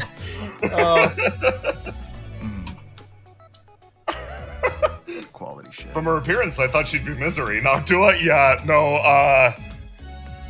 Noctua's happy, probably. I don't know. There can be a lot of sadness behind your Reese's Puffs. you got Reese's Puffs in your bowl? Now your day's on cruise control, homie. Do you think something's alright if your day's on cruise control? No. Mallow is misery, Sparky is Reese's Puffs, but I don't think I think Harry could sing CPR. But I don't think that's quite the same. Jason would do CPR. I like the subtitle image of Reese's Puffs, in parentheses, sorrowful. Is there a difference? Welcome back. Difference between the sentiment systems of Windrose and Indigo? No. Just Windrose Everlasting uses an old version of the system, but pretty much. Yeah. No, that's exactly it. Sentiment is constantly being worked on. Still an alpha, right? This ain't some Orbles. Yeah, no, oh yeah, it ain't Orbles. It ain't Orbles. Why is Noctua crying? Someone put orange juice in the Reese's Puffs. Did you guys decide Noctua was Reese's Puffs? Noctua is Reese's Puffs, but in parentheses, sorrowful. What was the lineup? We haven't decided. CPR is so hard to pick, but I threw it to Teach because Teach could be misery or CPR because she's 100% to both. I think Cassius is good for misery. I think Citri is funny for CPR. Yeah, Citri fits. Yeah, you're right. I know that he's not a super relevant character, but if there was anyone who was gonna be CPR, I love Cassius, Citri, Noctua. Actually, that's wonderful. I think Fawn. Oh my god, yes! Really, the real secret is that Fawn's Reese's Puff, and then there's a fourth one, and Noctua comes in and sings "I Am All of Me." Oh my god, I am in misery, Dodge, CPR, Kestrel, Reese's Puffs, Fawn. Yeah, no, that one works. Yeah. I Am All of Me is really good. Catadioptric VT. I'm sorry, I always struggle. By the way, looking forward to your debut. Thumbs up. Have any NPCs been completely missed? Yes. Yes. Yeah, oh yeah. Oh god, yeah. So sorry, man. 3, I think at this point, have been entirely missed. I can think of 3 off the top of my head. Yeah, I know of a group of 3, or there's a few. There's a few that are that I wouldn't call missed, just not engaged with currently. 2 are definitely hard missed. Yell is a good example of somebody who is kicking around, but that quest has not been. You haven't hit the quest flag for that one yet. You haven't opened the right barrel that he's just chilling in. Yeah, you haven't opened the right barrel. While there are probably 2 characters that have just been entirely missed due to pathing. And that's poor girl from the Cassius flashbacks that we saw, who is not real anymore. Gone. Yeah. She got a good job somewhere. You know, honestly, good for her. Good for her. Good for her. Bob the Nova asks, is Sarai doing well nowadays? Love that guy. Yeah, how's Sarai doing? He's doing great, you know. All his competition left town. I mean, I've always said this, but also I'm very far away from my mic right now. I've always said this, but that guy, he since nobody ever challenged him, he just grew stronger during the course of Chapter 2, so his machinations have gone uninterrupted. So Sarai's doing great, but here's the question. Do you want Sarai to be doing great? Wow. Is No. that great for everyone else? The answer is no. Misery Selif, CPRA's, Reese's Puffs, Noctua. Yeah, that one works too. Yeah. Dow's no 555. Would Cassius eat the cereal with orange juice if it was instead? Would eat the cereal plus orange juice instead if it was grape juice. Would Cassius eat grape juice cereal? I don't think he would eat like cereal where you replace the milk with grape juice, but he would eat cereal with milk and then like a grape juice or orange juice on the side. Lester 2020 asks, what about Genjiro? Ignoring Genjiro only makes him stronger. Yeah, it's actually canonically true. He only builds up momentum off screen. Misery Graves, CPR Bevel, Racist Puffs, Gruntex. What is your favorite action scenes? Oh god, There's too many good ones. a lot of the fights have been really, really good. I personally, if we're banning Echoing Bonds again, Echoing Bonds is, I really like all of the action in Echoing Bonds, including, I still think you're banning it, but I'm not. Okay. The Noctua flash forward moment was probably the most fun I had in a fight. Oh my god! I think the fighting Sarisa in Pinion Tower was definitely close there, but there was something just so surreal about that fight in Echoing Bonds that was just really fun to play through. Pilot de Slug. Mm-hmm. Okay. I showing my liked fucking breaking bike. Tears' ribs. I liked breaking Tears' ribs and then being bisected by Sarisa. I liked both of those. Those don't sound like good things. Yeah, I like your presentation of that, just like, Roma? Roma, your boy, he is bleeding. Oh, I also liked getting blown up 7 times. Roma? That was good. Roma? I like that. Roma? I'm a tank. What do you want from me? Final fight of best was also pretty Yeah. good. I liked getting thrown off the cliff. Roma? I like the final boss battle of Echoing Bonds. Specifically, I like Christian's already brought up the end of the Noctua route. I like the end of the Ensler route. That final boss was like the most this is a JRPG final battle go that I've ever run, and I'm happy with it. And real quick to show my bias, I like to engrave Spot Noctua both times. Oh yeah, same here. Yeah. That was fucking great. I enjoyed that. I liked Noctua fighting on the top of the water. Oh yeah. So cool! 2 for... Vaughn versus Aphoria. Yeah! That was stressful. That was sick. Every single round, I'm like, Tim, man, Vaughn's gonna die, and you're like, yeah. Hatman, this is gonna be the final question. I like it a lot, though, so I'm gonna answer it. You obviously can't do it for every character, but can you assign some Final Fantasy XIV classes to characters? I don't know them. I trust you with Cassius, Jay. Dark Knight. Can I say Red Mage for Cassius because he heals and reses everyone and then accidentally flips off the edge? I don't know what that means. He's like a red mage paladin, where he's like, I'm gonna throw cover on you, and then gets knocked off the cliff. Yeah, he, like heal reses. I done it. Flips off the edge. He can heal and res now. He can do that. He's still a primary tank, though. Then, I think, particularly with how Monk is manifesting now, I think Heil Monk? Maybe. Because, like Monk has those, like, it has, like, a bajillion dashes now, and, Heil's thing is, like, just gets on your ass immediately if she wants. Noctua Dark Knight because she thinks it's cool. Noctua would try so hard to be a Dark Knight and be a Dragoon or something. Like,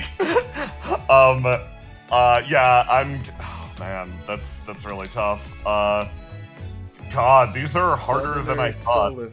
Summoner Selif, boom, easy. Bam. Skyus Blue Mage. That is. Yeah, you're just right. Teach warrior. Beretta samurai. Yeah. Fuck. Am I also summoner? Yeah. Tyr and Sonder. Tyr is... I'm gonna say something weird, but it makes sense to me. Tyr is Gunbreaker, weirdly. Ooh. Like, that's the one that would fit him. Sonder is, I don't know what the fuck Sonder Sonder's is. a fucking glitch class. Sonder's Sonder got all is question marks the- and Falgo text. Yeah, Sonder is the version of Final Fantasy before they blew everything up. Yeah, you're I was right. gonna And he's... say, he's the player who forgot to equip his soul gem, so he doesn't have his actual class. and he's somehow incredible at this. Yeah. God, there's so many arches and astrologian. Celia's gestures. I don't know how to categorize. Yeah, Celia's- she's a jester class. Yeah, she's fucking Eddie from Guilty Gear. Yeah. Daringway's a scholar that forgets to summon his fairy. Yeah, you're right. Saunder's Agent J-Wall, Sonder Asian. Yeah, you're right though. Yeah. I fully expected Tyr to be a samurai. Tyr wishes he was, but is too survivable. Superbolite is the most Tyr skill in the game. Yeah. What does that skill do? Reduces you to 1 HP, but makes you invincible temporarily. Yeah. Oh, I yeah. love it. It's my favorite. It's the healer panic button. If J-Man makes that noise, be afraid. Okay. So, with that, I think we're good to begin the next segment, if everybody's okay with it. Yeah. Okay. Oh, this is the part where Yes, this is the part where you're playing the game. All right, I have to go. Oh god. Yeah, time to get in the Cassius brain space. Hold on, I have to go get a juice box. Get the Wow. Wow. Well, Wow. Wow. Wow. Wow. Well, Look at Here us. we are well. Look at Playing Earning. Forgotten Indigo. again. This is the part where Cassius dies? Yeah. Yeah. No, you Yeah. got it. Yeah. Hold on, I gotta close a blind really fast. You ever talk about how many times before a session we go, hey, a player might die today, and we're like, that's fine. It happens a lot, actually. You'd be surprised. One yeah. of these days it's gonna happen. Yeah. I won't be okay. But that's normal, so, It's fine. It's fine. it's fine. It's fine. It's fine. It's fine. That's a question. Once Jay gets back, What? Will there be spoilers, or is this a one-off? I'm only on chapter 1, episode 8. So, spoilers, yes, in terms of characters showing up. In terms of, like, major plot events, no, not really. The best way to put it is, if you want to watch Cassius evolve into the next state that he's gonna be in for chapter 3, please check out this session. Otherwise, you could wait on this. Like, this will be fun, mostly. There will be characters that you likely do not recognize, is the best way to put it. Mm-hmm. And due to this being improv, there are no promises. Yes, Yeah. exactly. So, gamble at your own risk. Welcome I'm back. Yeah. Sorry. I ran down the stairs. Just Don't trip do that. into the final battle of Indigo. Yeah. I saved one of my really good lemonade juice boxes for this, and I forgot that I didn't have it. That's the evolution. Grape to lemonade. No, I'm sorry, everyone, to break your immersion. I Roma don't like grape juice. What? No. I feel so My mind is betrayed. blown. So I drink other juice flavors when I drink juice boxes. But I do drink juice boxes whenever I play Cassius. I'll try to find it in my heart to forgive you. Thank you. Thank you for your forgiveness. But I have these really good, from the Walgreens brand. They're called Nice. It's berry lemonade, and I like them. That's nice. Oh, that does sound nice. Okay, everybody prepped? Everybody ready? Yes. Let's play some video game. Yeah! I have to go to the Roll20. Ah, yes.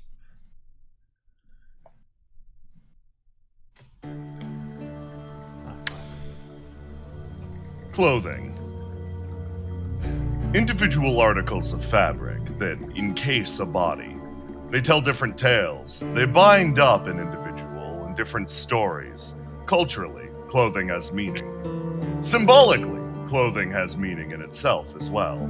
Clothing as it exists is a representation of not only the person, but the will they wish to enforce on the world around them.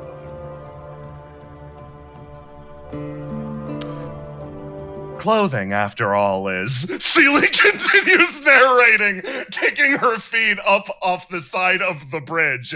Belle and Skyus, you've been invited to a tea party out here. Everyone else, you are currently digging around in the river removing trash. Clothing, after all, when it comes down to it, exists to be sort of like a representation of the self. Isn't that correct? Oh, yeah, that makes sense. Oh, whoops, hit the random button. So, ultimately, I guess you could say that the clothing we wear is to some extent a projection of our own deeper persona. Our psyche on display. Over here, Cassius, Kestrel's just muttering to you, what the hell is she on about? I think she's making some kind of point. It kind of makes sense. It's like how Fawn could kind of tell what kind of person I was just because I was wearing my jacket. Kind of like that. Fawn lights up, and Seely continues on and is like, oh. A doubter. She climbs up on the side. I swear I was going somewhere with this point. It's a deep consideration I formed after staring at all of you. The way you interact with the world around you, and particularly the clothing you wear, represents something deep and profound. Seely splashes down in the river and lies face down there for a moment. Yeah, see, she's got some kind of point. You just gotta let her get there. Is she okay? I'm kind of worried she's drowning. He turns around and lifts Seely up by like a cat.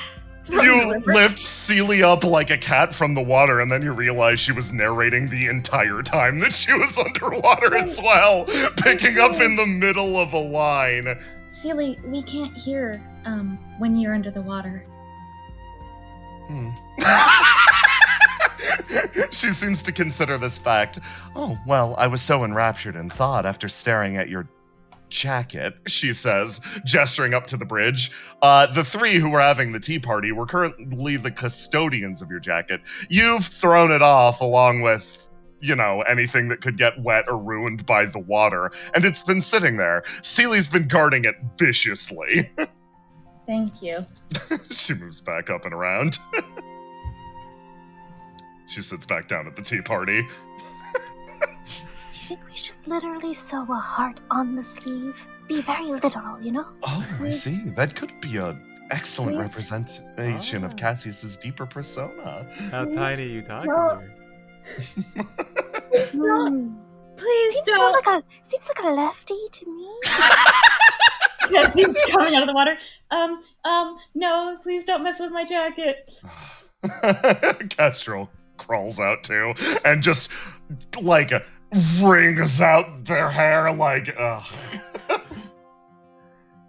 Kestrel's hair can intake a pound of water. It's true. She walks over next to you and, like, looks down at the jacket and is like, I have to say, it's strange to see you without this article of clothing. Most of the time that I've interacted with you, you have been in your work clothes, but this seems to be, I don't know, a key characteristic of yours. She gestures to the jacket. Oh, yeah, it's one of the only things I had left when I woke up. I see. Then it probably means a great deal to you. Oh yeah, it's the most important item that I own. Walk, walk, walk. Fawn's like, yep, you can smell it all over it. Seely, like, leans over to Belle and is like, if we are going to sew a heart on it, I think it'll have to be so small he'd never notice. But then again, he's Cassius, so he'd probably notice immediately. Oh, but I can do it. Tear! Challenge. I think if you do it, I will cry. Tear emerges from the water like a fucking nightmare. He's like, appreciating my handiwork, I see. Oh yeah, I was telling them about it. He, like, shoves past both of you. He's like, yes, I, made this, probably, 4 years ago? 5? I mean, like, shape-wise, you have altered substantially from when I originally made it, so it's like big, but I don't know. I'm glad it's held up. He looks down at it, and then Tyr very roughly picks up the jacket. He just lets Tyr pick it up. He just like looks over it and is like, I'm shocked, actually. Hold on, this hasn't held up. There's so many, Cassius, there's so many bullet holes in this. Why do you think I want to put the heart on the sleeve? He points at the bottom, the burn marks from when we got blown up. I see, yes. Did everything I could to take care of it, but I guess it got more messed up than I wanted. Wow.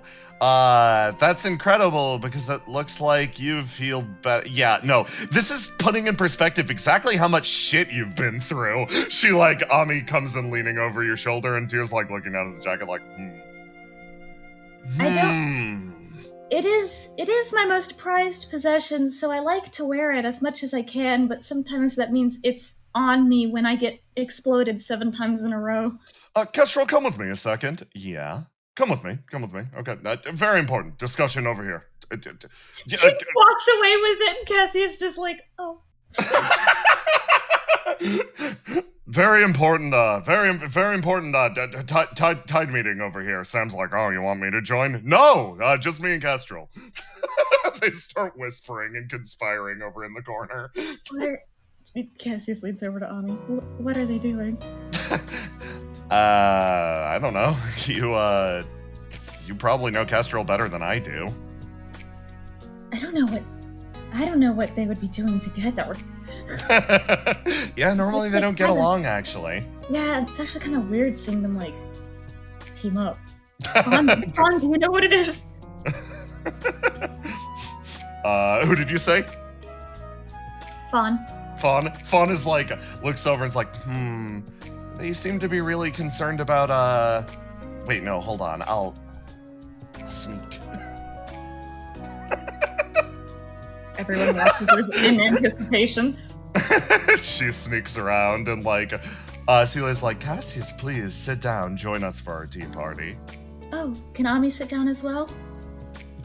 Ami, like, looks over to Celie and, like, makes direct eye contact with Celie, and Celie looks back at her and is like, I don't know. Is she prepared to? Are you prepared to?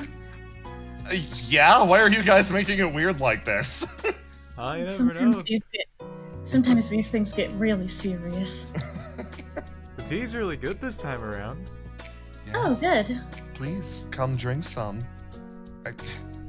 I promise it's not tampered with.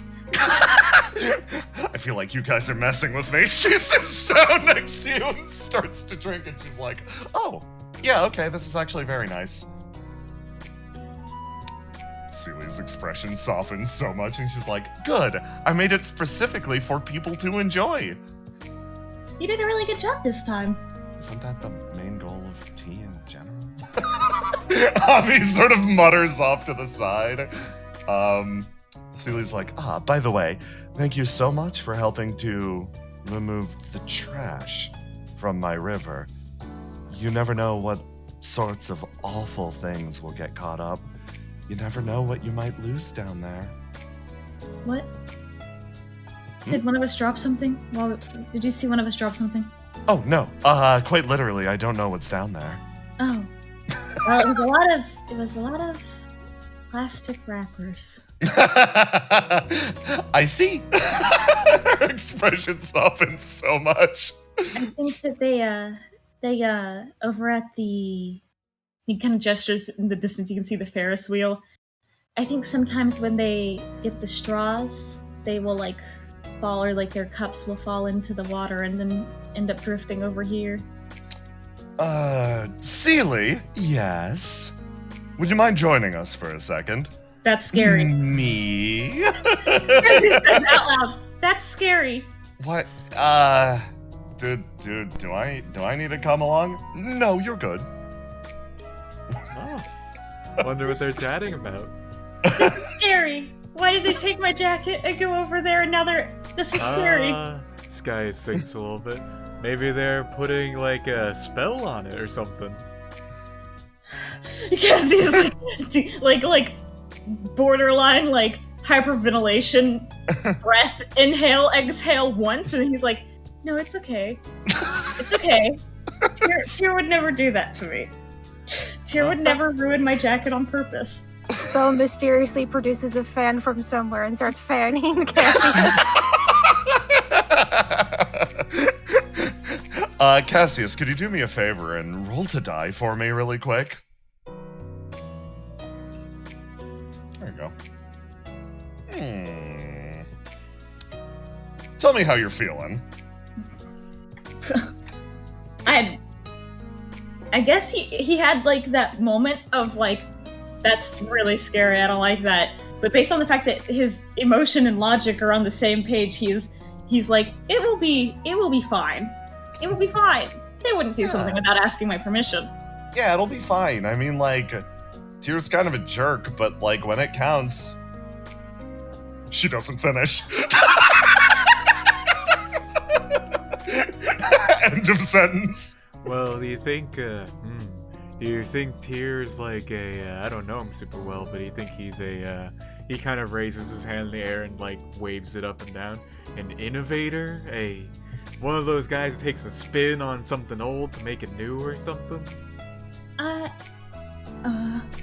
I could see him maybe wanting to fix it because he made it, but I don't think he would just go around and do things to my objects without permission. I don't like the faces they're making. You look over at these three chuckle fucks, and you notice that Kestrel's in a role you've never really seen her in before. She's currently trying to stop these two mostly from fighting. They don't get along very well, actually, but they seem to be focused in on a singular point here. What is happening over there? You. Seely's the first one to break away. Walk, walk, walk, walk. Welcome back. Did you have fun? Yes. Congratulations, I guess. Well, first of all, okay, no, I'm taking over. Tyr walks over and like borderline pushes Seely out of the way. There's no need to push. Cassius, first up, I'm gonna fix this jacket for you. Okay. Are you gonna needs... change it? Do you want me to? I like all of the pockets. Do you want more pockets? I mean, I thought it was perfect as is. I think it's perfect as is too. Good. You see his expression like flip for a second. He was ready to argue with you if you wanted alterations to it. He likes the way it is. That was Cassius' thing. You're not gonna change it, right? You're not gonna change it, right? Good. Okay. It seems we're on the same page there. I'm gonna fix this specifically because if it doesn't receive repairs probably in the next month or so, it won't last more than a month or so. And I assume you'd prefer to keep it in the long term more than you would. Yes, more than you needed for the next month. Okay, good. We're on the same page. There's no problems. My part was easy. Yours next. Seely moves forward and like looks at Cassius and goes, "You said you were a mage, correct?" Yes. I don't know what my magic is quite but I know it's extremely destructive and can kill people and is probably in some way related to death. Yes. I knew you before. So, I'm aware to some extent of the nature of your magic. Your current understanding of it is more what I'm taking concern or issue with. Okay. Kestrel moves over and is like, it's something that I've noticed based on primarily the way that you move and carry yourself. It has to do with the way that you shoulder blows, almost subconsciously. You have a method of carrying yourself that belies... How do I put this? In a way that a layman can understand. He, sort of scratches his chin. Say it the hard way first. Maybe I'll remember something.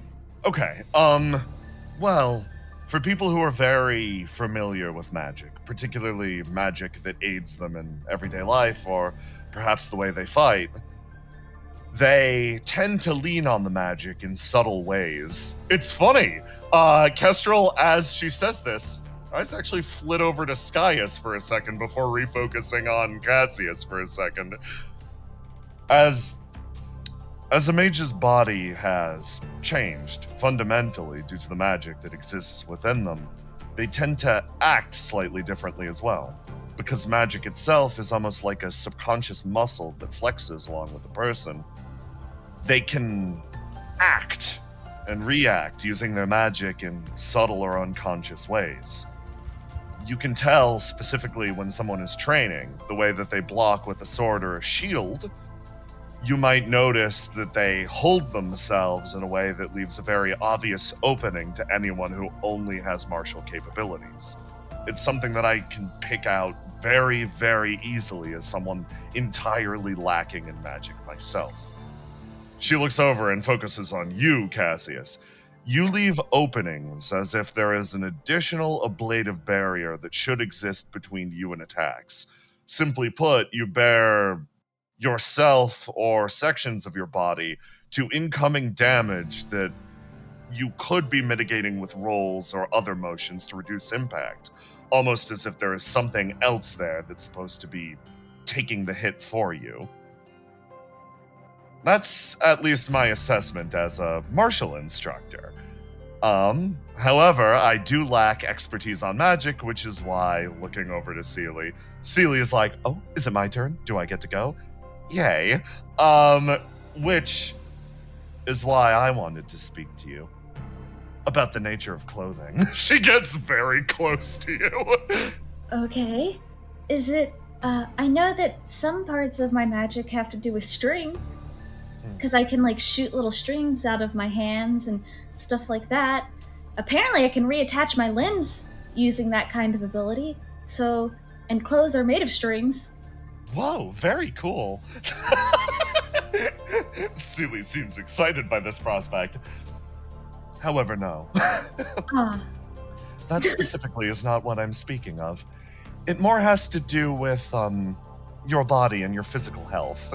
Ami looks over to you, a little shocked / concerned, oh, uh-oh.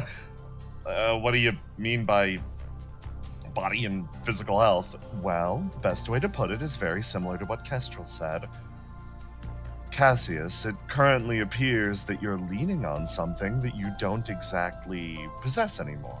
It's like trying to walk on a harmed or broken leg.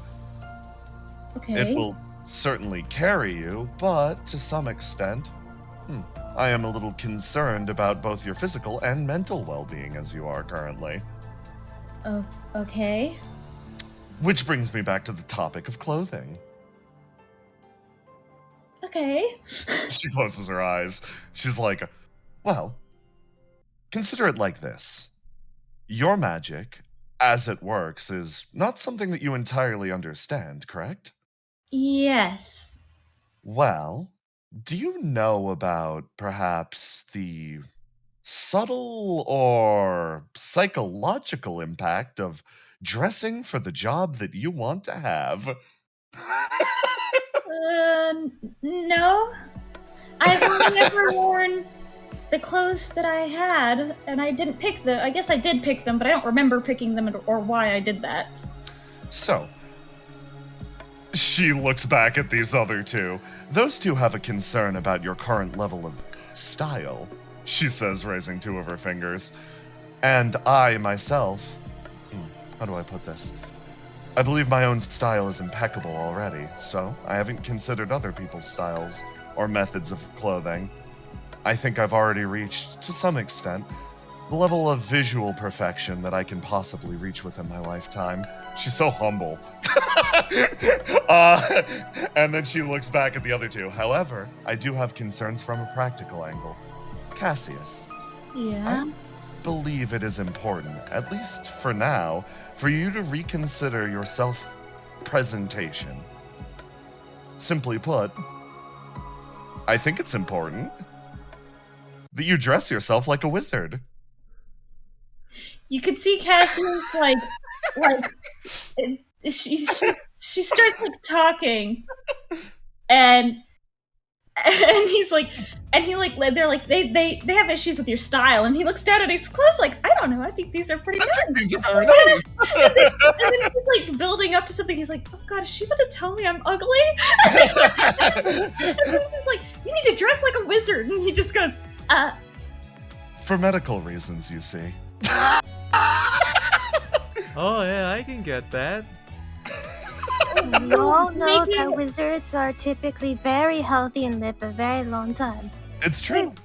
Are you saying that if I dress like a wizard, maybe I can use my magic better? Or Yes. it will heal or something?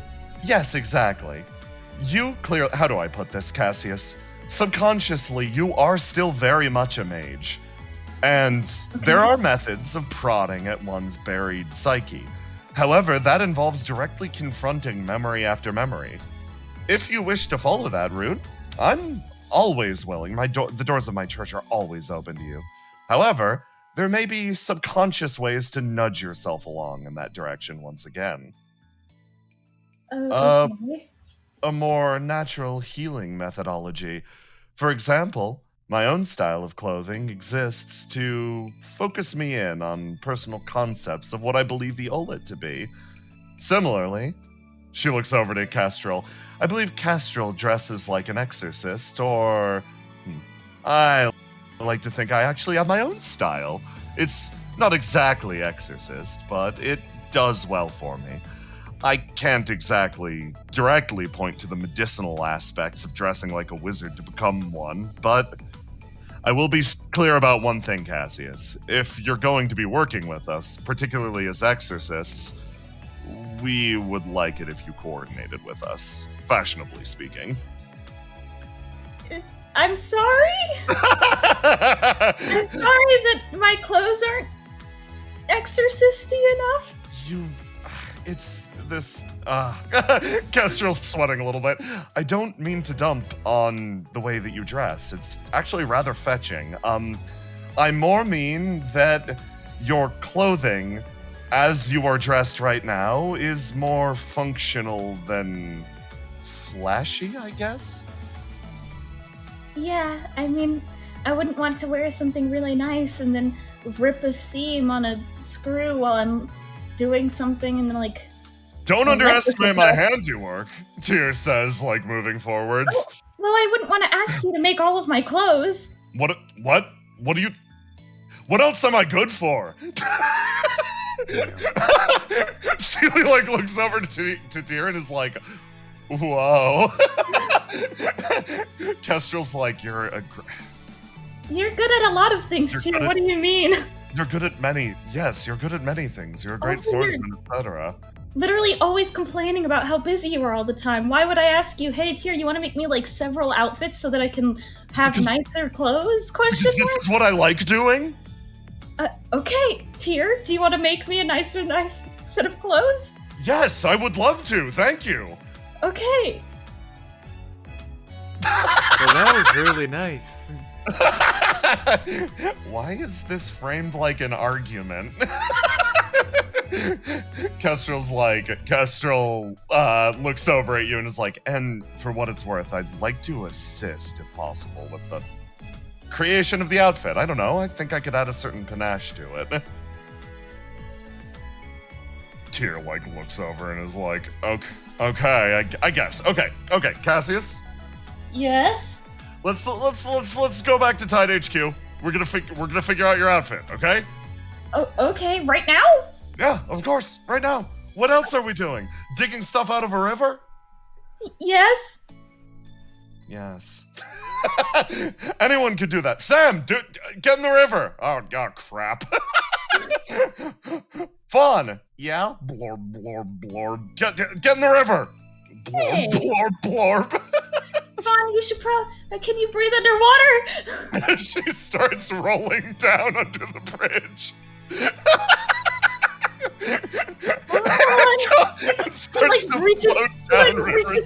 reaches over the bridge towards her, and then he sprints to the other side of the bridge. Oh god, she's being pulled downstream! I'm going to, exactly at this point, cut away and describe the minigame of this session. So, Cassius is getting a new outfit. Exactly what this outfit is has already been decided. It's very important. It's an outfit to reawaken some deep and buried aspect of himself, but also to look fashionable and to match in with the rest of the Exorcists. However, there are aspects of this outfit that are still remain undecided. Over the course of this... You're about to let chat make fashion decisions? Oh, no. Chat's gonna help. But, you all will help Cassius decide not the look of his outfit, but the spirit of it. In this case, Bell and Skyus, you are going to be helping Cassius out on giving him makeover advice. Yeah. Everybody Yeah, get ready God. for the makeover session. Chat, don't screw me over. Don't make me have Among Us spirit. Well, chat'll do their part when we get to it. So let me move you over to... I'm not doing plaid and denim. Chat, these suggestions suck. Chat. You don't get to decide the material. No. You get to decide the spirit of it. Okay. So. Up here. Celia's gonna like fucking crawl under a desk or something. There we go. Okay. Cassius. Other Cassius, die. You spend probably what is about like 20 minutes getting adequately measured, etc. by Tyr and Kestrel as they give a wide variety of different suggestions of the way that they'd like you to dress. You voice your own opinions, etc. And before too long, Tyr finishes up and is like, okay, so here's the plan. Yeah. I think a lot of this has been, here's what we think you should wear. And Cassius is like, what does that mean? And they're like, trying to explain to him. He's like, sure. Okay, so we've designed a general look for you that will draw out two things. One, your innate style. He gestures with his hands. Okay. Your unique look and energy. It's important to convey in every single outfit. Yes. Wow, this is great. One of the rare moments that we actually agree on something. Yes. Furthermore, there's personalized touches that are rather important for you to add yourself. Okay. So, based on this, I need you to go around and pick out different fabrics for me. Specifically, I'm going to need things that will mostly act as, like, filler material, but they're very important, because they'll be, you will be living in this as if it were a second skin. He gestures with his hands in front of your face. Why? It's cool. Okay. It's cool. It's cool. Cassius, you should be excited. You're getting a costume that represents your deeper buried inner self. That's sick. Yeah. It's like a lot of people need fancy words or some other machination, like poetry, song, to express themselves to the world at large. You get to do this purely through your articles of clothing. So, Is that what you guys do with your fancy clothes? Kestrel nods and is like, oh, I see you get it then. Okay. So I need to pick things that I would like to be on my fancy clothes? yes, pretty much yes. You can only match certain parameters within the costume itself, but there are certain things like I'm gonna need you to get an eye patch. You're going to need to pick style of fabric. This eye patch is important. It'll really draw the evil wizard in you. Evil? Wait! What? Wait, am I evil? No, Is you're that not what you're evil. so You're not evil? evil. You just want to present as evil because let's be real. Evil is very fashionable. Kestrel's nodding like, yeah, you get it. Wait, what? Yes, there is a certain fashion to evil. You're not evil, but you present exterior as evil, and then interior you discover that you're actually kind. That's it's a little bit of a fake out. It's very cool. Okay. So we're going to need you to pick an eye patch that speaks most directly to your known aesthetics. You're going to need to pick accessories, some sort of an undershirt. It's very important to wear something under this. And then yes, the various fabrics. So if you could head over to the tailors and like do that, that'd be great. I'll give you a shopping list. Okay. He hands you a shopping list. He takes it. So I just head over there and pick out things that I like? Pretty much, yes. Okay. Yes. Hold on. Walk. Door opens. Hi. It's Cassius in the face. He looks at Skyus and Bally's like, hello. I'm going to be working pretty intently back here. Could you give Cassius the most vaunted of advice? Fashion advice. Oh yeah, I can do that. I've always considered myself to be pretty fashionable. Leans in and is like, it's yeah, you put on the glasses, he's like, and then Tyr gives you a genuine compliment. He goes, indeed you are. Especially in I was impressed by the decorum of your other dress. It's very impressive. He looks over to Bal and is like, and Cassius speaks very highly of you, so I trust you to help guide him towards things that are appealing. And he looks back at Cassius for a second and then walks outside and closes the door behind him. He's like, I'm going to be honest. I think one of the big things will be convincing Cassius that he looks good in what he picks. Oh, yes. Like convincing him he's cool, because Cassius will probably look good in pretty much anything he's going to pick out. So it's really just validating the choice that he makes. So we're also hype men. Exactly. He crosses his hands. Cassius, you hear any of that? No, I think that Tyr looks at him and then slinks outside, and Cassius is like, "Oh, they're conspiring against me."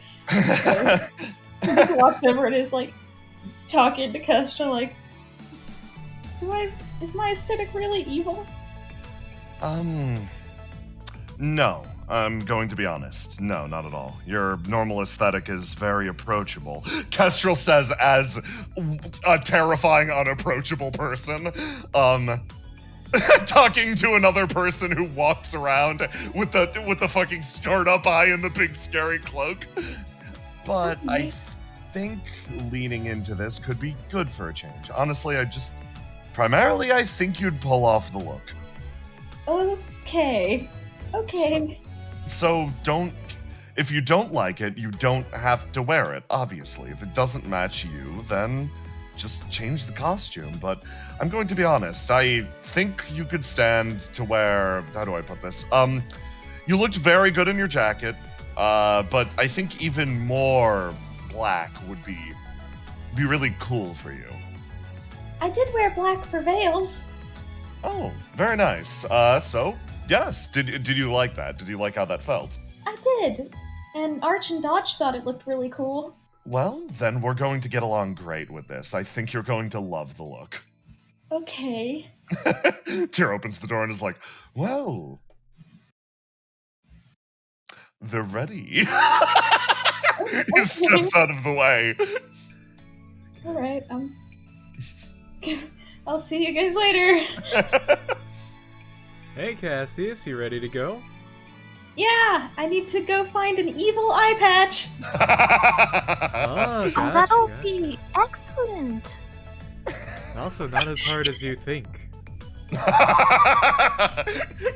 Okay, so everybody, here's the minigame. You all are going to help design the way that Cassius's gift works. It will, and Cassius will just get it at the end of this, what this costume does. I have made all of the options in theme and in line with what Cassius can do to begin with. You cannot fuck him and go, hey, party hat. Everything will match up with Cassius's desires and be a useful addition to his kit, but we're gonna do some co-op gift designing, everybody. So. HP. Guys, I put my hands on you, chat. You already have a coat that gives you HP. More HP! I need to wear 2 coats! So, you 3 move over. And... Chat, if you really love me. I mean, I think I know what Belle's agenda is. What's Belle's agenda? Oh, you'll know. Okay. I love you, Belle. I love you so much. Guys, if I get 20 more HP, I will have 99 HP. Please, for the love of God. Alright. So, Skyus kind of looks around, takes a step forward. And he does that thing where he like starts walking backwards so he can look at you while talking to you, you know? Mm-hmm. And he's kind of walking... He's upstairs. Yeah, he's walking backwards. So, what we gotta kind of find is a big important thing about, like, clothes or fashion is that, sure, you want to impress other people, but also you want to impress yourself. Yes, you need to look in the mirror and go, wow, that's you. Yeah. Okay. So, we gotta walk around here and see if we can find anything that, like, you look at and go, wow, that speaks to my soul. That's like a limb that I didn't know I had, and I want to stitch it onto my body forever. Oh, okay.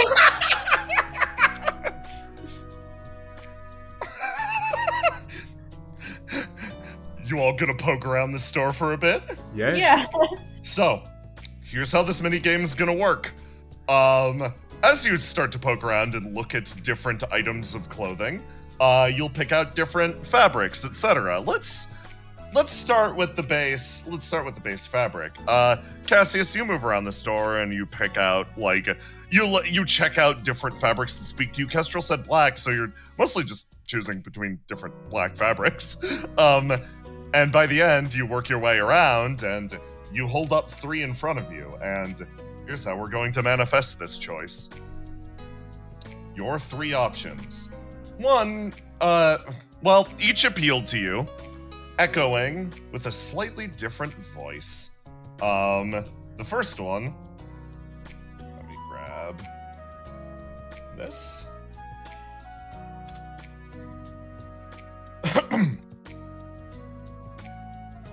You see a fabric that resounds with you because, oh, this one looks good, rugged and reliable. Like, it could take a beating, but keep on going. Yeah, no, that would match you the best. Oh. And another one.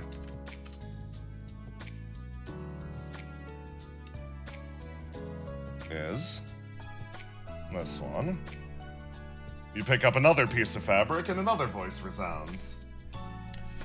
Ah, yes, I like this one. Peerless but humble, but not in a way that makes you superior. This is a powerful fabric.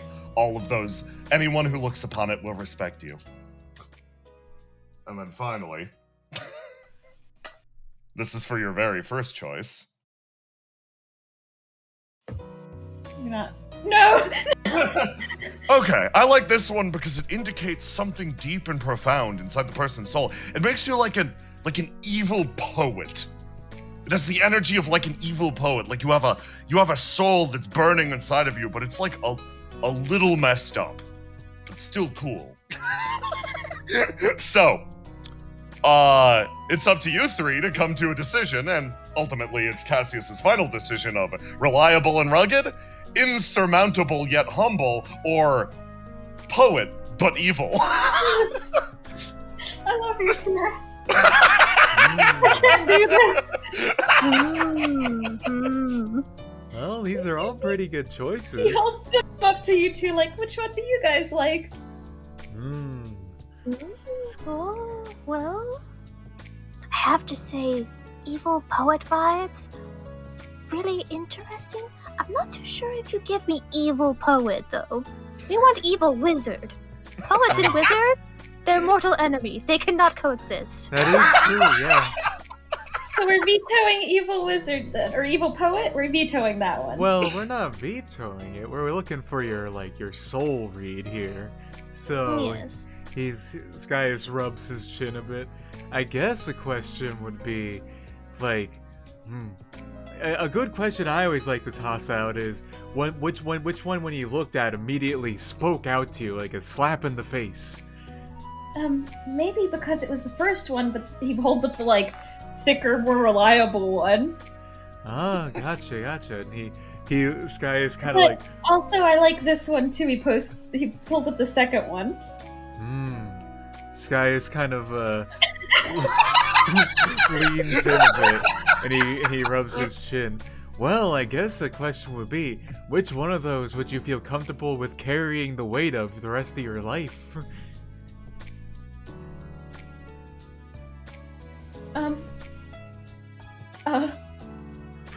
Like if you had to take an embarrassing family picture and have it hanging on the wall for the rest of your life.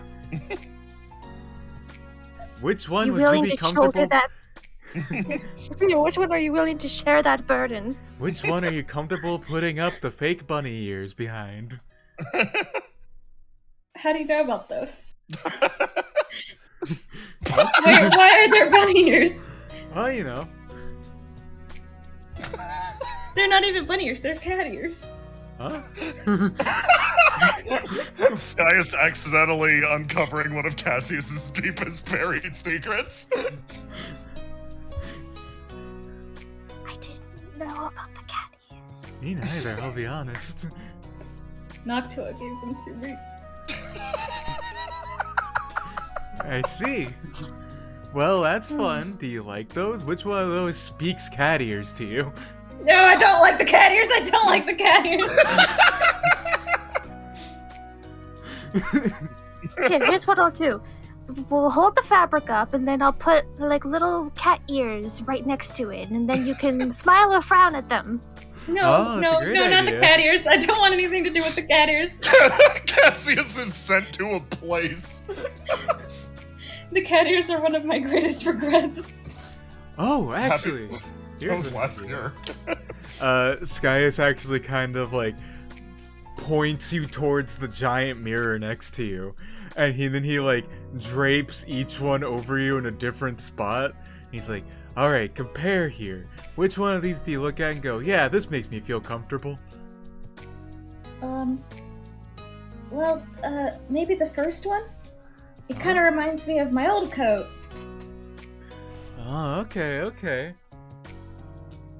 Setting your groundwork in something familiar before you kind of build off into something new. That makes sense, yeah. Yeah. I feel like he pulls up the second one. I feel like this one is something that someone else I know would wear, and this one, he points at the first one, is something that I would wear. Oh, gotcha. Yeah, that makes sense. And he's like, if that's the one that soothes your soul, then sure. Okay, then we can do this one. Okay. It's been decided. You choose the option that gives you HP, because of course you do. Smile. Smile. So, you probably grasp this minigame, at least in the immediate. I will give you a one question timer. Bell and Skyus, you will be expected to, just like those three posed and made a case for theirs, you will be expected to do one after this one. Oh, Hey, Mask. gotcha. Hey, Mask, also, think about what you're going to suggest from this boy. Hi, Joy. Joy's not here yet. You can sense him coming. Okay. That isn't gonna overlap, though. So, the next one, however, I would like to, let's do, oh boy. So, you choose that fabric, and you choose an HP increasing fabric. Do you feel like this is a fairly solid call? What were the other two options? Noctua was a bonus to rolls to do. Ooh. And Tier was a bonus to a certain attribute. Yeah. No, those were all good options. Like, they were all really, really good options. Yeah, I mean, the tier one was the one that I'm like, that one is really cool, but would Cassius pick it on, like, the top of his head? Probably not. Yeah. Next, you go around and you've chosen the base fabrics, and now it's time to choose, what eye patch you're going to pick. Is that from here, or are we going somewhere else for that? Let's keep it here, I think. Just for the sake of it. So, Which section here is where the eye patches are? Probably down here, right? Yeah. Let me prep your options really fast. Where all these like, little jewelry things are.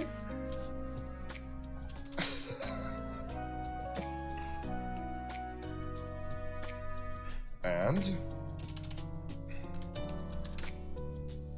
Ooh, yeah. You're gonna like these. Okay, there we go. Okay, so you dig through and you pick out a few different, like, bits of fabric that will comprise a good eye patch, and as before, you come up with, coincidentally, 3 perfect options. First up, let me reveal this one in the upper left. You pick up an eye patch that has an almost, how do I put it? It's rare to describe an article of clothing as upsetting, but this eye patch is slightly upsetting. Certainly, select this one. It has a fearsome aura to drive away predators. I think if I were unleashed in the jungle with simply this eye patch and a canteen of water, I would be able to survive. Easily, this eye patch carves fear into the hearts of those who deserve it. This is an eye patch that spares neither the wicked nor the innocent, but instead punishes all those that would cross you. Do you choose the scary eye patch? Is it the only option? No. Or this one over here. Were it me, I would choose one that contours to the face more closely. Trying to draw out the natural or essential beauty of what is already there is the key to clothing, after all. Something intuitive and natural. I think I'd choose an eye patch that, simply put, suits your face the best. Try to find something that binds tightly to your skull and otherwise highlights your phenomenal bone structure. Yes, I believe that is the option you should take. Do you choose the beautiful eye patch? Or do you choose... If we're talking about eye patches, I think I'd probably pick one that serves its function first. It's like an eye patch exists not just as an article of clothing, but there's also medicinal considerations, right? I'm not exactly sure what's happening with your eye in general, but I'd pick something that doesn't chafe or cause problems. Something that's comfortable and honestly just doesn't give you issues. Or do you choose the safe eye patch? Do you choose the scary eye patch, the beautiful eye patch, or the safe eye patch? Cassius holds all 3 of them up. He's like, well, I was told to get an evil eye patch, so there's this really scary one. Then there's this one. It's really pretty, but I'm a little worried it'll be kind of annoying to wear. And then there's this one, which just works. Oh, gotcha. He's this guy is kind of rubs his chin. You ever worn an eye patch before, Cassius? No, I haven't. Oh, okay. He thinks to himself a little bit. I just assumed I didn't because I didn't wake up with one, and there weren't any in my room or anything. So I've never really considered it. Gotcha. I thought it might make me look too scary. Skyus kind of rubs his chin.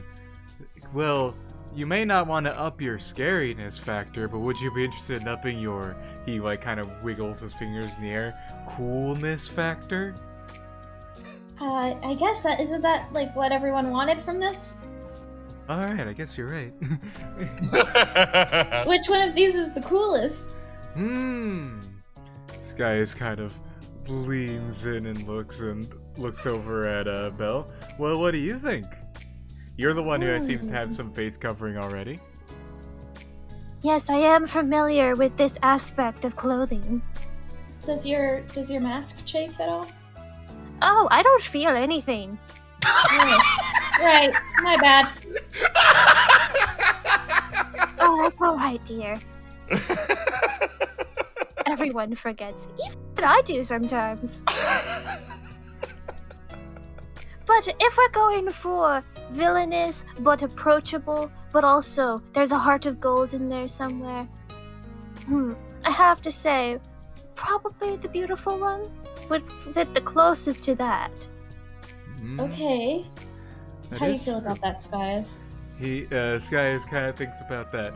The beautiful one certainly would prove the point, but I guess a question I would have for you is, are you comfortable with that one? Is it okay if I try it on? Oh yeah, I don't see why not. Okay. And he's gonna try the beautiful one on. You put on the beautiful eye patch, and Cassius, the best way that I could put it is, of the three, this is likely the most uncomfortable. However, goddamn does it look good. You look great. It's not as comfortable as the other two. Gotcha. But are you still okay with it despite the discomfort?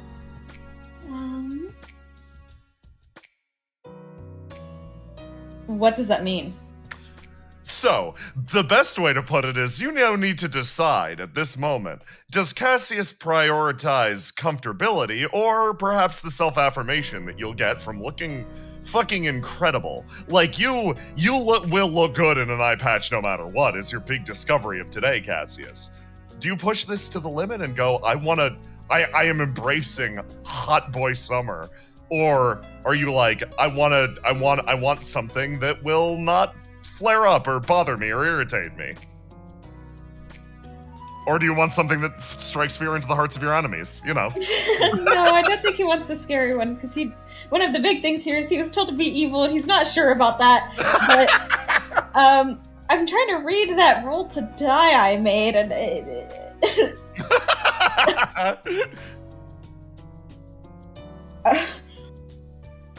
which one of the two do you think his black stat would align with? I'm gonna be real, Yeah, it's kind of what I was thinking. I think it's Hot Boy Summer, Cassius. I think it's Hot Boy Summer. Alright. He kind of looks over and he's like, I guess this one's really nice. Alright, very nice. Good choice. He Okay. takes a step back. You gain the abilities of Hot Boy Summer. This one is a roll to die bonus. What were the other two? More health. Nice. More roll to do. You're choosing the defensive ones. Still, this is obviously the murdering one. So next, I have a question for Chad. And then next up, we will get to Skyus and Belle, and then masks. Chat, I have a question for you all. As Cassius begins to shift around, the owner of this little salon actually seems to recognize him, and I want to ask you all a question. From the following list, you all are going to do me a favor. You all are going to RP the citizens of Indigo at the moment. How does the average citizen of Indigo, based on what you've seen in the campaign so far, see Cassius? I'm going to give you a list of 5. Let me go.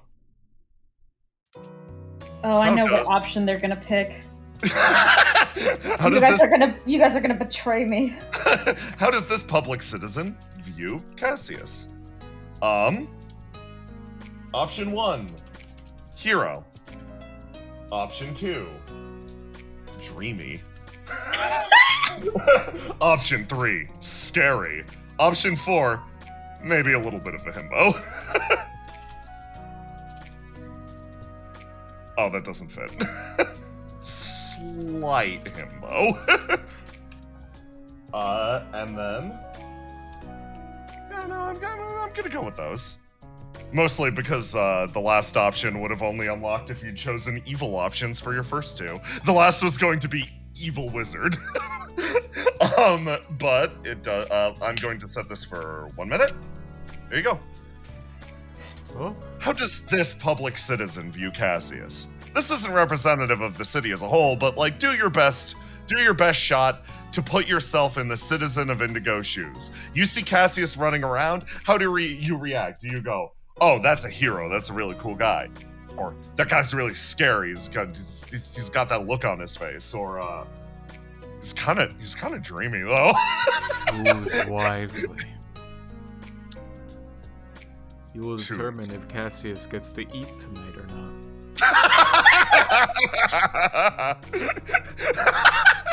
You get to determine if this boy gets hot boy summer. Yes. I love this. Oh man, evil wizard. Really cool, really handsome, dreamy. Why can we only choose one? Kinda kissable though. And the option that you all chose by a large margin is hero. Congrats, chat. You passed the test. I absolutely thought you were all gonna pick himbo. I was ready to be betrayed, but you all came through for me. Chat voted, I want to say, 56% hero, 27% slight himbo, 16% dreamy, 2% scary. I think this is what I would actually give Cassius as a stat breakdown. In those percentages. He's like 27% himbo. That's like... Chat, that is as accurate a read as we could possibly expect. I'm impressed. Good job. So, this person behind the counter is like, huh, okay. I actually recognize that Cassius guy. I'm gonna factor in a little something to the final like product here, just to help that guy out, because he's been helping a lot of people around this district actually. Kind of a local legend. This is never stated aloud, but a quiet thing that happens behind the scenes. Cassius, you feel validation from somewhere. I feel really good about myself for some reason. You're like, wow, this is really nice. That is going to give you an ability that I think you're gonna like a lot. Good job, chat. Done. So, next up would be Cassius and Belle. You both are going to get a chance to... You know what? I think I'm going to do it like this. Both of you just choose an accessory that you think would fit Cassius. Like, something you think he'd like, based on what we've seen so far. Gotcha. Yeah, sure. We've got 3 so far. This guy is going to immediately start scrundoogling his way over to wherever the accessory section is. Cassius is like looking at the earrings or something while you guys are wandering around. Yep. And you two can discuss with each other, of course. Oh boy. Skies will actually look over to Belle. So, what do you think? What do you think you could like add on to Cassius that you think would be a good addition? I was thinking a charm bracelet. Oh, charm bracelet, I see. That way, he can have individual charms of every single person that he's been befriending. Like a little collectible list. Oh, Cute. that's pretty good. I was gonna suggest this guy pulls out. Yep, you know. Okay, I'm gonna make a really obscure reference that I think Roma will get, but not many other people here would get. You know how Kingdom Hearts sold chains for a while that you could get as accessories? This guy pulls out something like that. The thing that you put at the end of Keyblade. Yeah. But they gave it to you to put like on a wallet or something. Yeah, they put it on a wallet or something. This guy pulls out something like that, and he's like, I don't know where he could put this, but I think this might like kind of fit in. He seems to like kind of value durability, so maybe if like, I don't know, someone came up to punch him, he could like raise up his arms and he'd punch the chain instead or something. Oh, but I think it's perfect, absolutely perfect, because it's an extra. It goes with the charm bracelet. Oh yeah, you're right. It's like a small chain and a big chain. Yeah, you can choose the size of chain.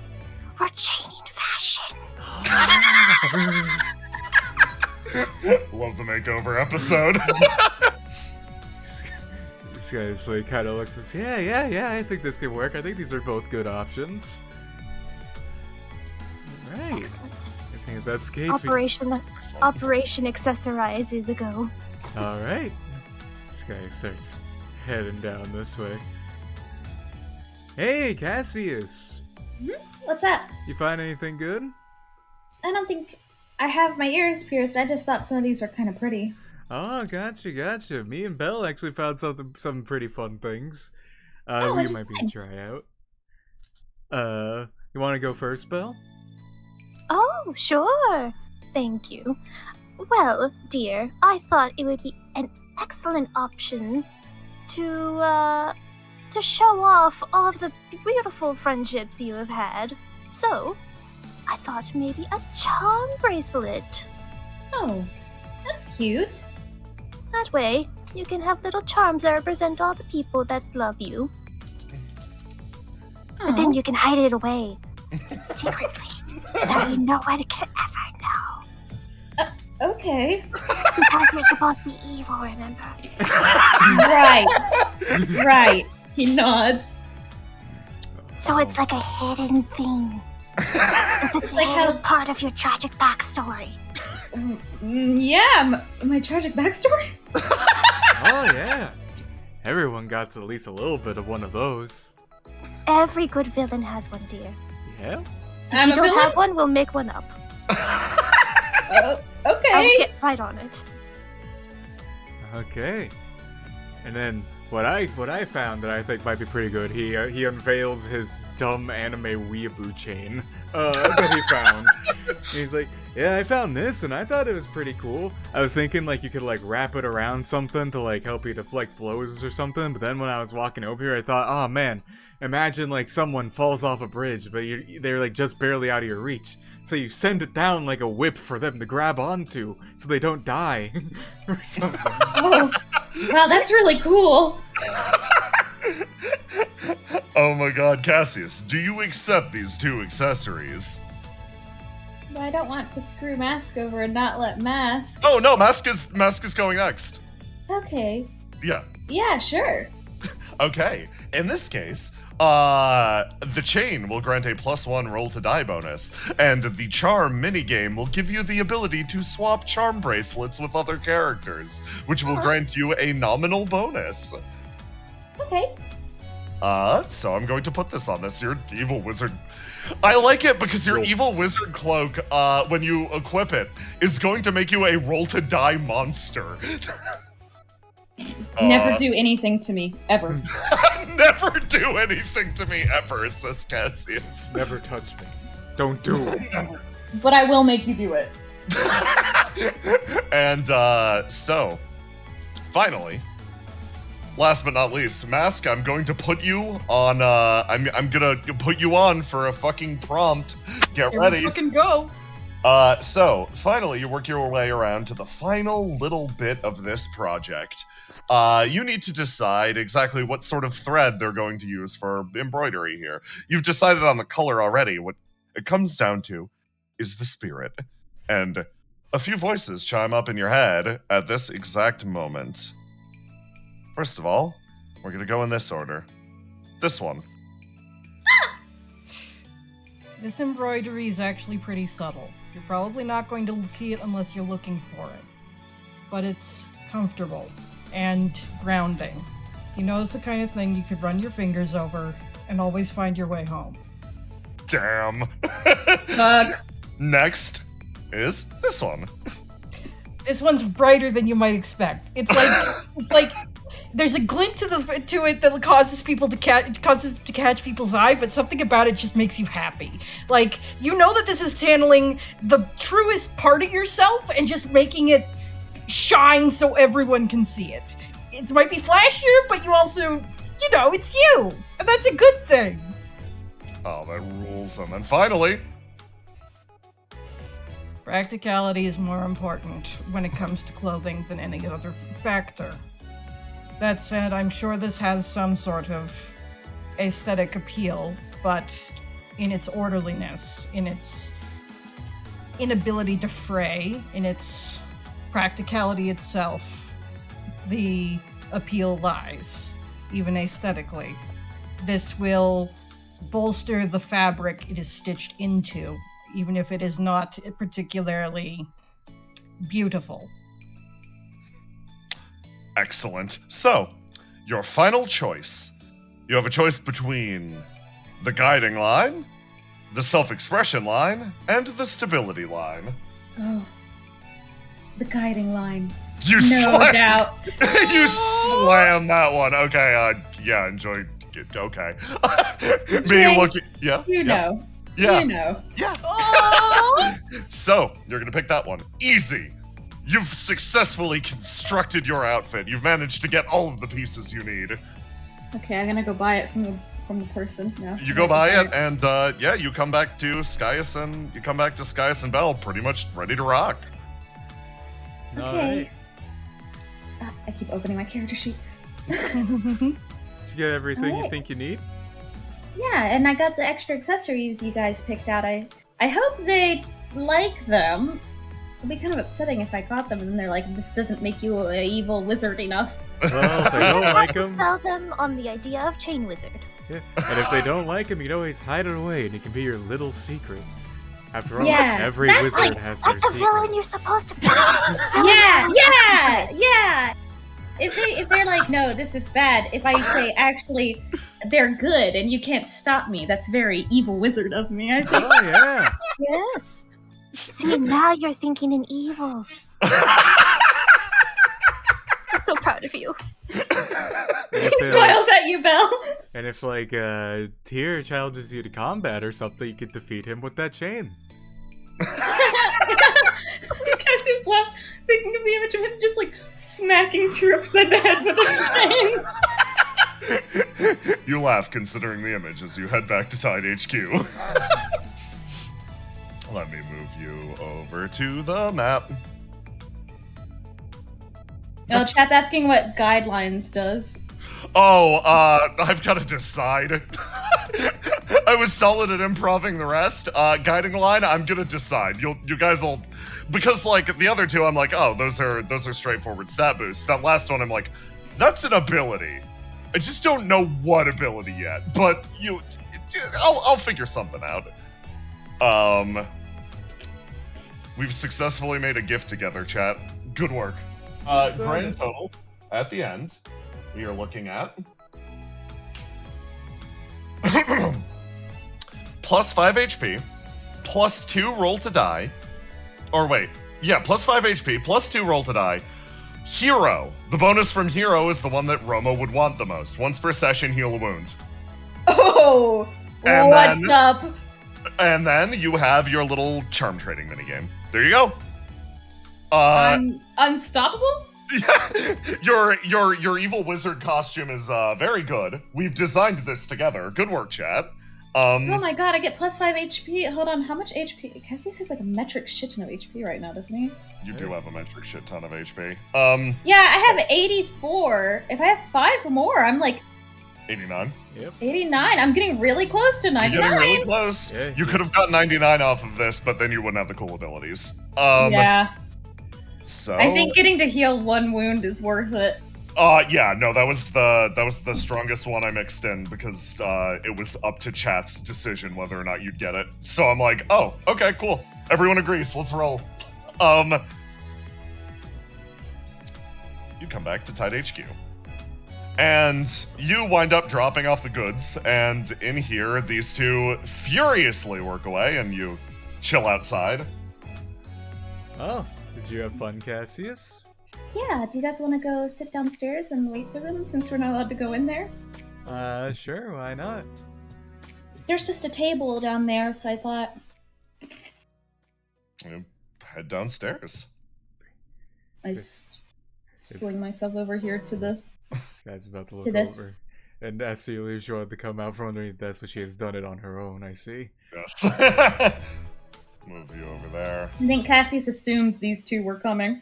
Yeah, let me get the music. There you go.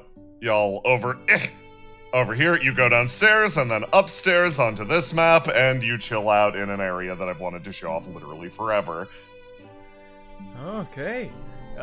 Skyus looks over at Cassius. You excited for your new look? I'm excited to see what they make. Oh, gotcha. I hope they liked all the materials we picked out.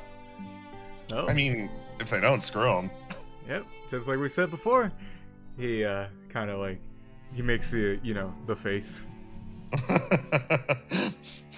Celia's like, well, so long as they speak or resonate deeply within your soul, I think it'll be fine. The main point of the exercise is to draw out the subconscious, and if you select it from the heart first, then it'll do just that. Okay, that's good. Similarly, you may expose some deeper part of yourself through your selection and costume here. Oh, yeah. Is that good or bad? Depends. Well, think of it like your clothes might act like a hook on a fishing line, and it's gonna bury itself straight into your soul. And it might pull out, like, I don't know, like that evil wizard hiding inside of you that you've always wanted to see come out. You guys are talking about, like, things in his soul, and he gets a little tired looking. Better be careful when you're reaching in there. Or you just might find you like eye patches. Oh, yeah, that is a possibility. I think that the eye patches looked good. I don't know if I want to wear them all the time. You can always try masks, darling. They're very comfortable. Or so I think. She almost gets a little confused. Yeah, then we could match. That is not something I'd considered. That would be a really cool look, actually. Like if I got like a mask that covered my eye. Oh, I was thinking for myself. Oh. Well, you always wear the little one on your face. Oh, yes. The quack one, the funny one. She makes this face at you. Before too long, ka-chunk. This one walks in and is like, okay, Cassius and Cassius alone, I need you to come with me. Oh, okay. Everyone Bye, else, guys. stay here. Get ready to clap. Please clap. Bye, guys. You rigidly See you on the other side. He's just walking backwards, facing them like he's being dragged into hell. Good luck, dear. Why is he acting like that? He's just getting a change of clothes, right? Oh, you never know. The pair disappears, and you all wait a short period of time while Cassius, Tyr, and Kestrel work their magic. And before too long, let's do this one. Oh. You get the cool music. Cassius, you crest the stairs of this of the upper floor of the Tide. You've walked this time and time again, but This time you walk with a certain sense of trepidation. Your two faction guardians walking ahead of you. They wait on either side as you walk up the stairs, borderline holding the door open for you dramatically as you travel between the two. Now, fully decked out in your new look. Everyone over at the table starts to clap. Celia starts to clap pretty loudly. Cassius like peeking out from behind the pole. No, come on. Walk with confidence. You have a good. You look great. Okay, he like straightens his back up.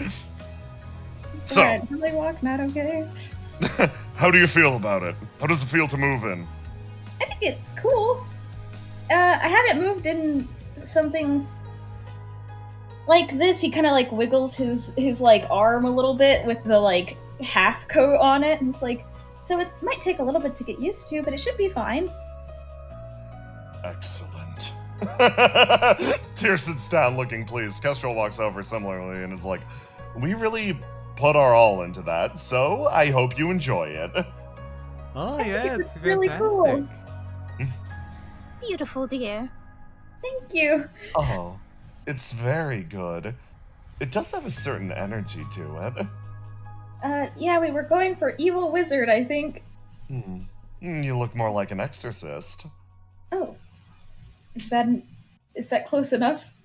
Will Yes. this work for medical purposes? He looks down. I believe this will work for medical purposes. Please keep me up to date on how that goes. Okay. He's like, huh. Yeah. Wow, that, Cassius, you look great. Like, it's different, I gotta say. It's a lot fancier than I'm used to, I guess. But I didn't know what I really expected trusting those two. I think it looks pretty good. Yeah. I like, he like kind of clicks his little boots on the ground. I like the boots a lot. Oh, the boots are really cool, actually, yes. I like he like touches the big, like, evil cloak, like, popped up collar that he has. I think this is really cool. These two are gloating. These two are gloating. Oh. Yeah, no, you look fantastic. I really like how do I put this? I really like how it like makes your hair look even more crimson or something. Oh, yeah, I guess because of all the black colors. The Yeah. red comes out more. He's like, well, what do you, I guess, like, huh. What are you gonna do with it? Like, you can't exactly wear that thing to, like, work, right? No, I think it would get messed up if I did that. So I think I have to wear it for when I'm doing wizard things. Yes, I will admit, we built it in such a way that you can, how do I put this? Transform! Yes. Huh? Transform. The two stare at you. And they what? both give you deathly serious looks on. They both give you the looks of the two most serious people you've met in your entire life. Yes, you could transform. How? Well, it all has to do with the presentation of the clothing, you see. Tyr moves over, and you start to feel an energy spread from him, and it's hysterical. Tyr starts to like gesture and point at the clothing. He's like, well, this part interlocks with this and this and this, and you can pull it off and stows in a pack. And almost immediately, Cassius, you realize this costume, it Oh, yeah. sorry. You Discord had a mishap and made you sound like a horrific monster for 2 seconds for me. Oh, that's fine. That's fine. We're just getting the magical girl transformation. He prods at you and kerchunk. As easily as it came on, he insisted you wear your clothes underneath this. There you go. Back to normal. Oh, Pat, pat.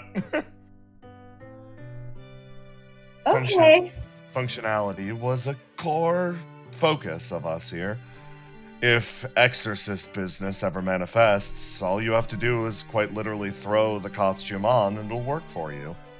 Honestly, it's quite a marvel of tailoring engineering. Yep, made it myself. Tyr says, crossing his arms. Cassius, your costume has one additional effect. You are now able to magical girl transform into Exorcist form whenever you want. Just Nice. break it out whenever you wish. Alright. Seely's like, well, okay. He's like clicking the button, whatever he has to click on and off, on and off. On and off, it's not necessarily a button, it's a section of long belts that you need to basically place around your body in order to make it all stick. Putting the costume on is a little difficult, but now that Tyr showed you, yeah, you could do this pretty easily. Fantastic. Seely claps. Oh, thank you. Magical chain wizard transformation. Beautiful. It's really Absolutely impressive. stunning. Thank you guys for making this for me. Tyr, slow thumbs up. Kestrel's like, as I said before, if you're going to be working with us, you have to look the part.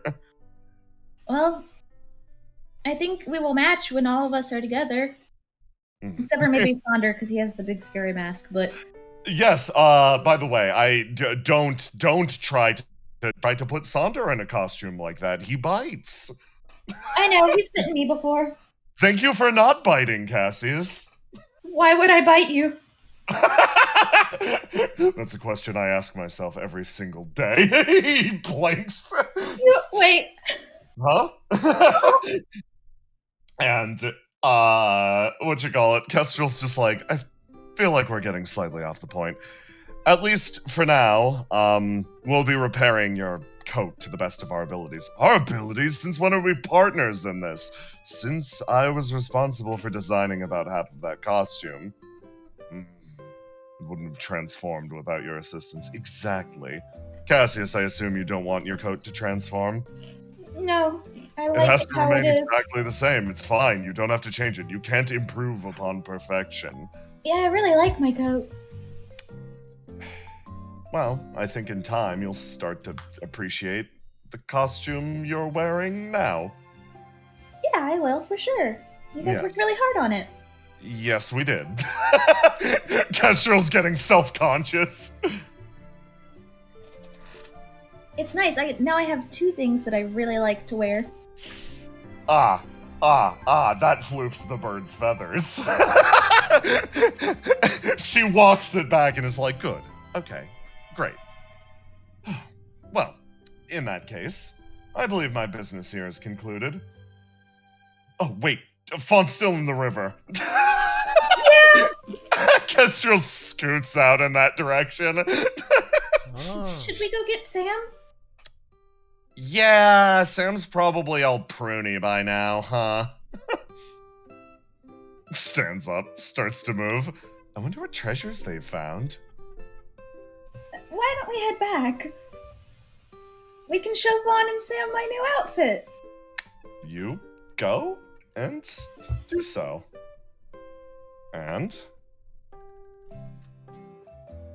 time passes.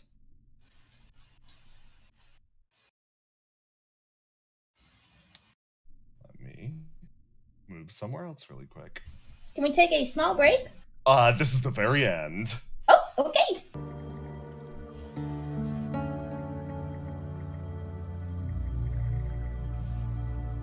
Can I be wearing my cool new fit? You're wearing a cool new fit. Oh, my permit. Clothing. An outer circle that encircles and perhaps creates a reality around a person. It is the self, projected outwards. But what is to be said of a self interwoven from the different thoughts and ideologies of others? Could that truly be said to be the self at all? Cassius, you stare at your new costume in the same old mirror. Tell me something. Does it feel Yeah. right or does it feel wrong? I think he likes it a lot. I think that he's still trying to figure out if it's exactly him, but I think he likes it more than he dislikes it. You stare deep into the mirror, and as you do, you place a hand on that eye patch. You feel the against your flesh, and you do, for at least the moment, feel like that very much. You feel like, at least in this moment, you are a wizard. Do me a favor. Give me a roll to die. Do I get all of my cool bonuses that I just got? You do. Give it a +2 bonus. Roll to die. I need to do roll to die complex weight. Okay, Yes. well, we just add 2? Yes. Okay. So that would be a 13. And as you stare deep into the mirror, you start to see your magic coagulating more and more. It's hard to exact. It's hard to. Oh, you go. Maybe 15. Yes. Plus 2. Yes. A 15 will do for this. It's hard to perceive normally. It hangs in the air almost in an invisible cloud around you. But in this moment, you see it start to form almost pillowy clouds. They shape themselves almost formlessly around your head, hanging there harmlessly, at least for the moment. You're not exactly sure how this works or how it manifests, but for a moment, you're starting to believe you can see it. That phantom limb that Seely was talking about. An appendage that you're still walking on heals ever so slightly, and your form feels more correct. Your eye twitches to the side as you begin to see the shadows take a shape. Just the vaguest outline of a thing. For a second, you blink at it, and it blinks at you before it is gone. What? What is that? And that is where we are going to end this. Hey, Cassius, congrats on the new digs! Thanks! Fashion. Fashion, Cassius! That You really look was the fantastic! fashioned Indigo. So, here's a fun little additional part to this. Normally, I'd be like, hey, this is a wacky cliffhanger, I'm leaving it off here, but Roma, it is your birthday. So, us here, we are going to be calling stream here. Roma. Yeah? After this, I'm going to grab you specifically, and we're going to go into a call and talk about some things, and maybe play out the follow-up scenario, maybe a little bit. Oh! You know, just a little bit. Just take it from here, just a slight amount. It'll be fun. Everyone's gonna love it.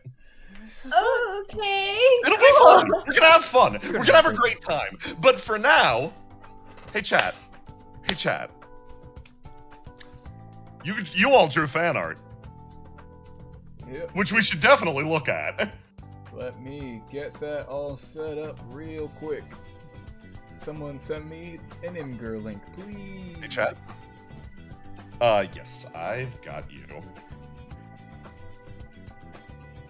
Let me move it over here. Thank you, aloha. Ah, bless you. I saw the image preview. Holy shit. Alright, let me then start sharing it to this chat. I'm losing my mind at these.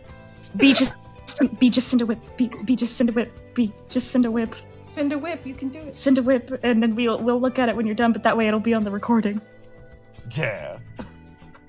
Alright, can everybody see? Yeet. Quick, don't drain Noctu's hint corner. Don't drain Noctu's hint corner.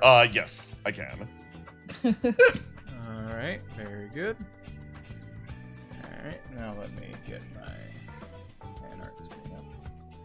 Alright, so let's get started with fan art. So, first off, I just want to thank Lester 2020 for putting this together, as per usual. I really appreciate it. And we have Happy Birth Indigo Day, also HBD Roma, sponsored by Reese's Puffs. Sorrowful. Thank you for the happy birthdays. Alright, here is the IOU that I drew in 2 seconds. We are bless. not these hint corner. Yeah, we'll get you one. And then scrolling down, we have Faust. from Faust. Yeah. got Delphi. Thank you so much. Excellent. Got an Indigo background character. Yes, it's Yeah. true. Yeah. And then from Mooney, we got Beretta. Oh, Beretta. Oh wow. Oh, very lovely. That's You're from Spy Spy Family. Family. Oh, thank you. I wanted to say Assassination X Classroom, and I'm like, Nah, that's very that's wrong. different. Then Oh, Cassius and a wedding Extremely dress lovely. from Mystic Aw. Lily Pet. Excellent. this is lovely.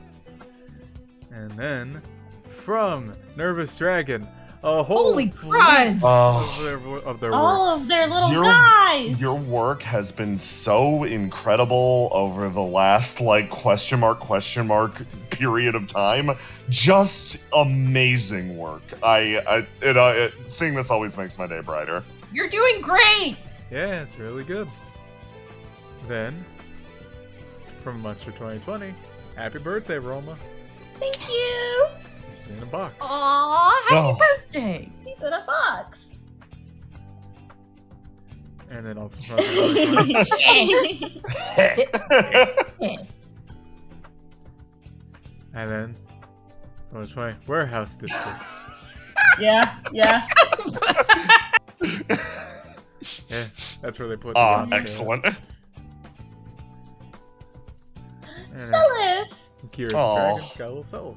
Very nice. Absolutely Aw. wonderful. And then, let's see, who is this from?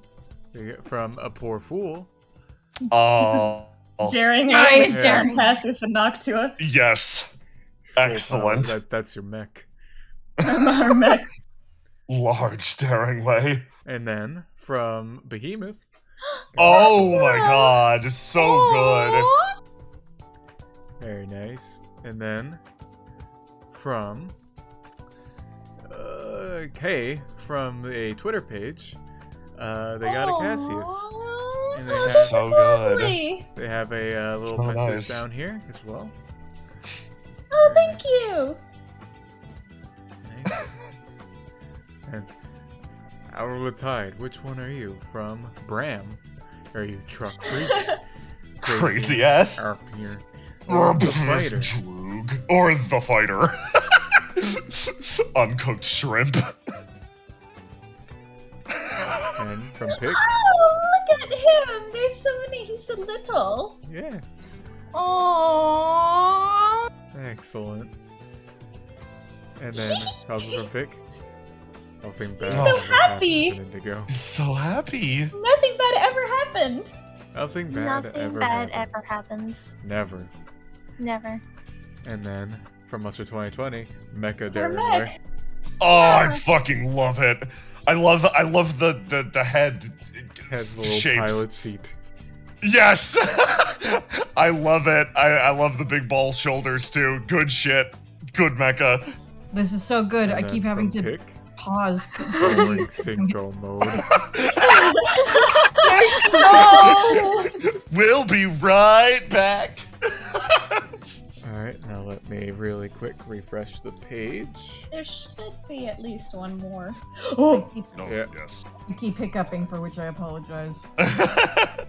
Roma had a reaction. Alright, here's from Sigilly Vet. Oh, look at these little guys. And his grape juice. gave And his him a grape colored present. box. Yeah. Thank you so much. And then from Bram. This image has an effect on me. This I point this one. Very nice. And then from Pick as well. His Aw. evil chain wizard out. Evil chain Evil wizard. Train Wizard! There he is. From Pick. Clap. Yes, he starts clapping. And from me, Mystic Lily Bet.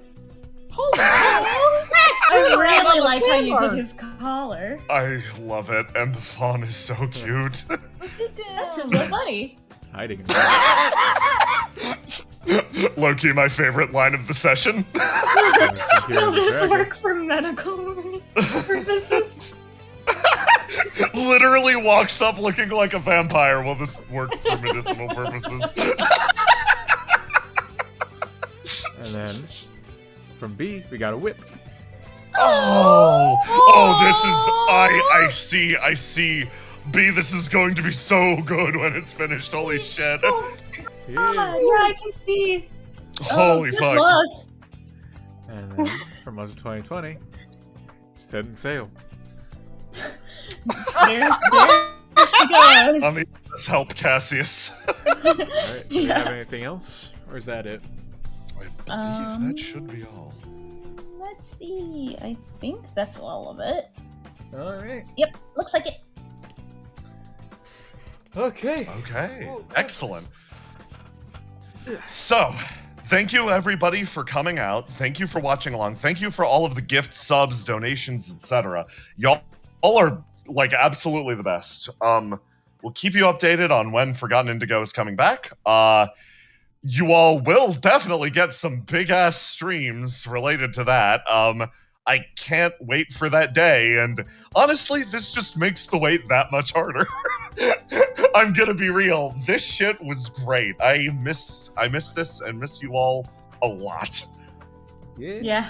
Well, I'll much, everyone. I'll report in after my mysterious birthday adventure is done, and I'll walk in on my cane and try and psychically communicate things I'm not allowed to say to you guys. Yes. It's your birthday. It's- Nothing bad happens on your birthday. As is the usual birthday ritual. Sing happy birthday while you cry. Yeah, so we're off to complete the birthday ritual. Have a good night, everybody. Good night, everyone. Ah.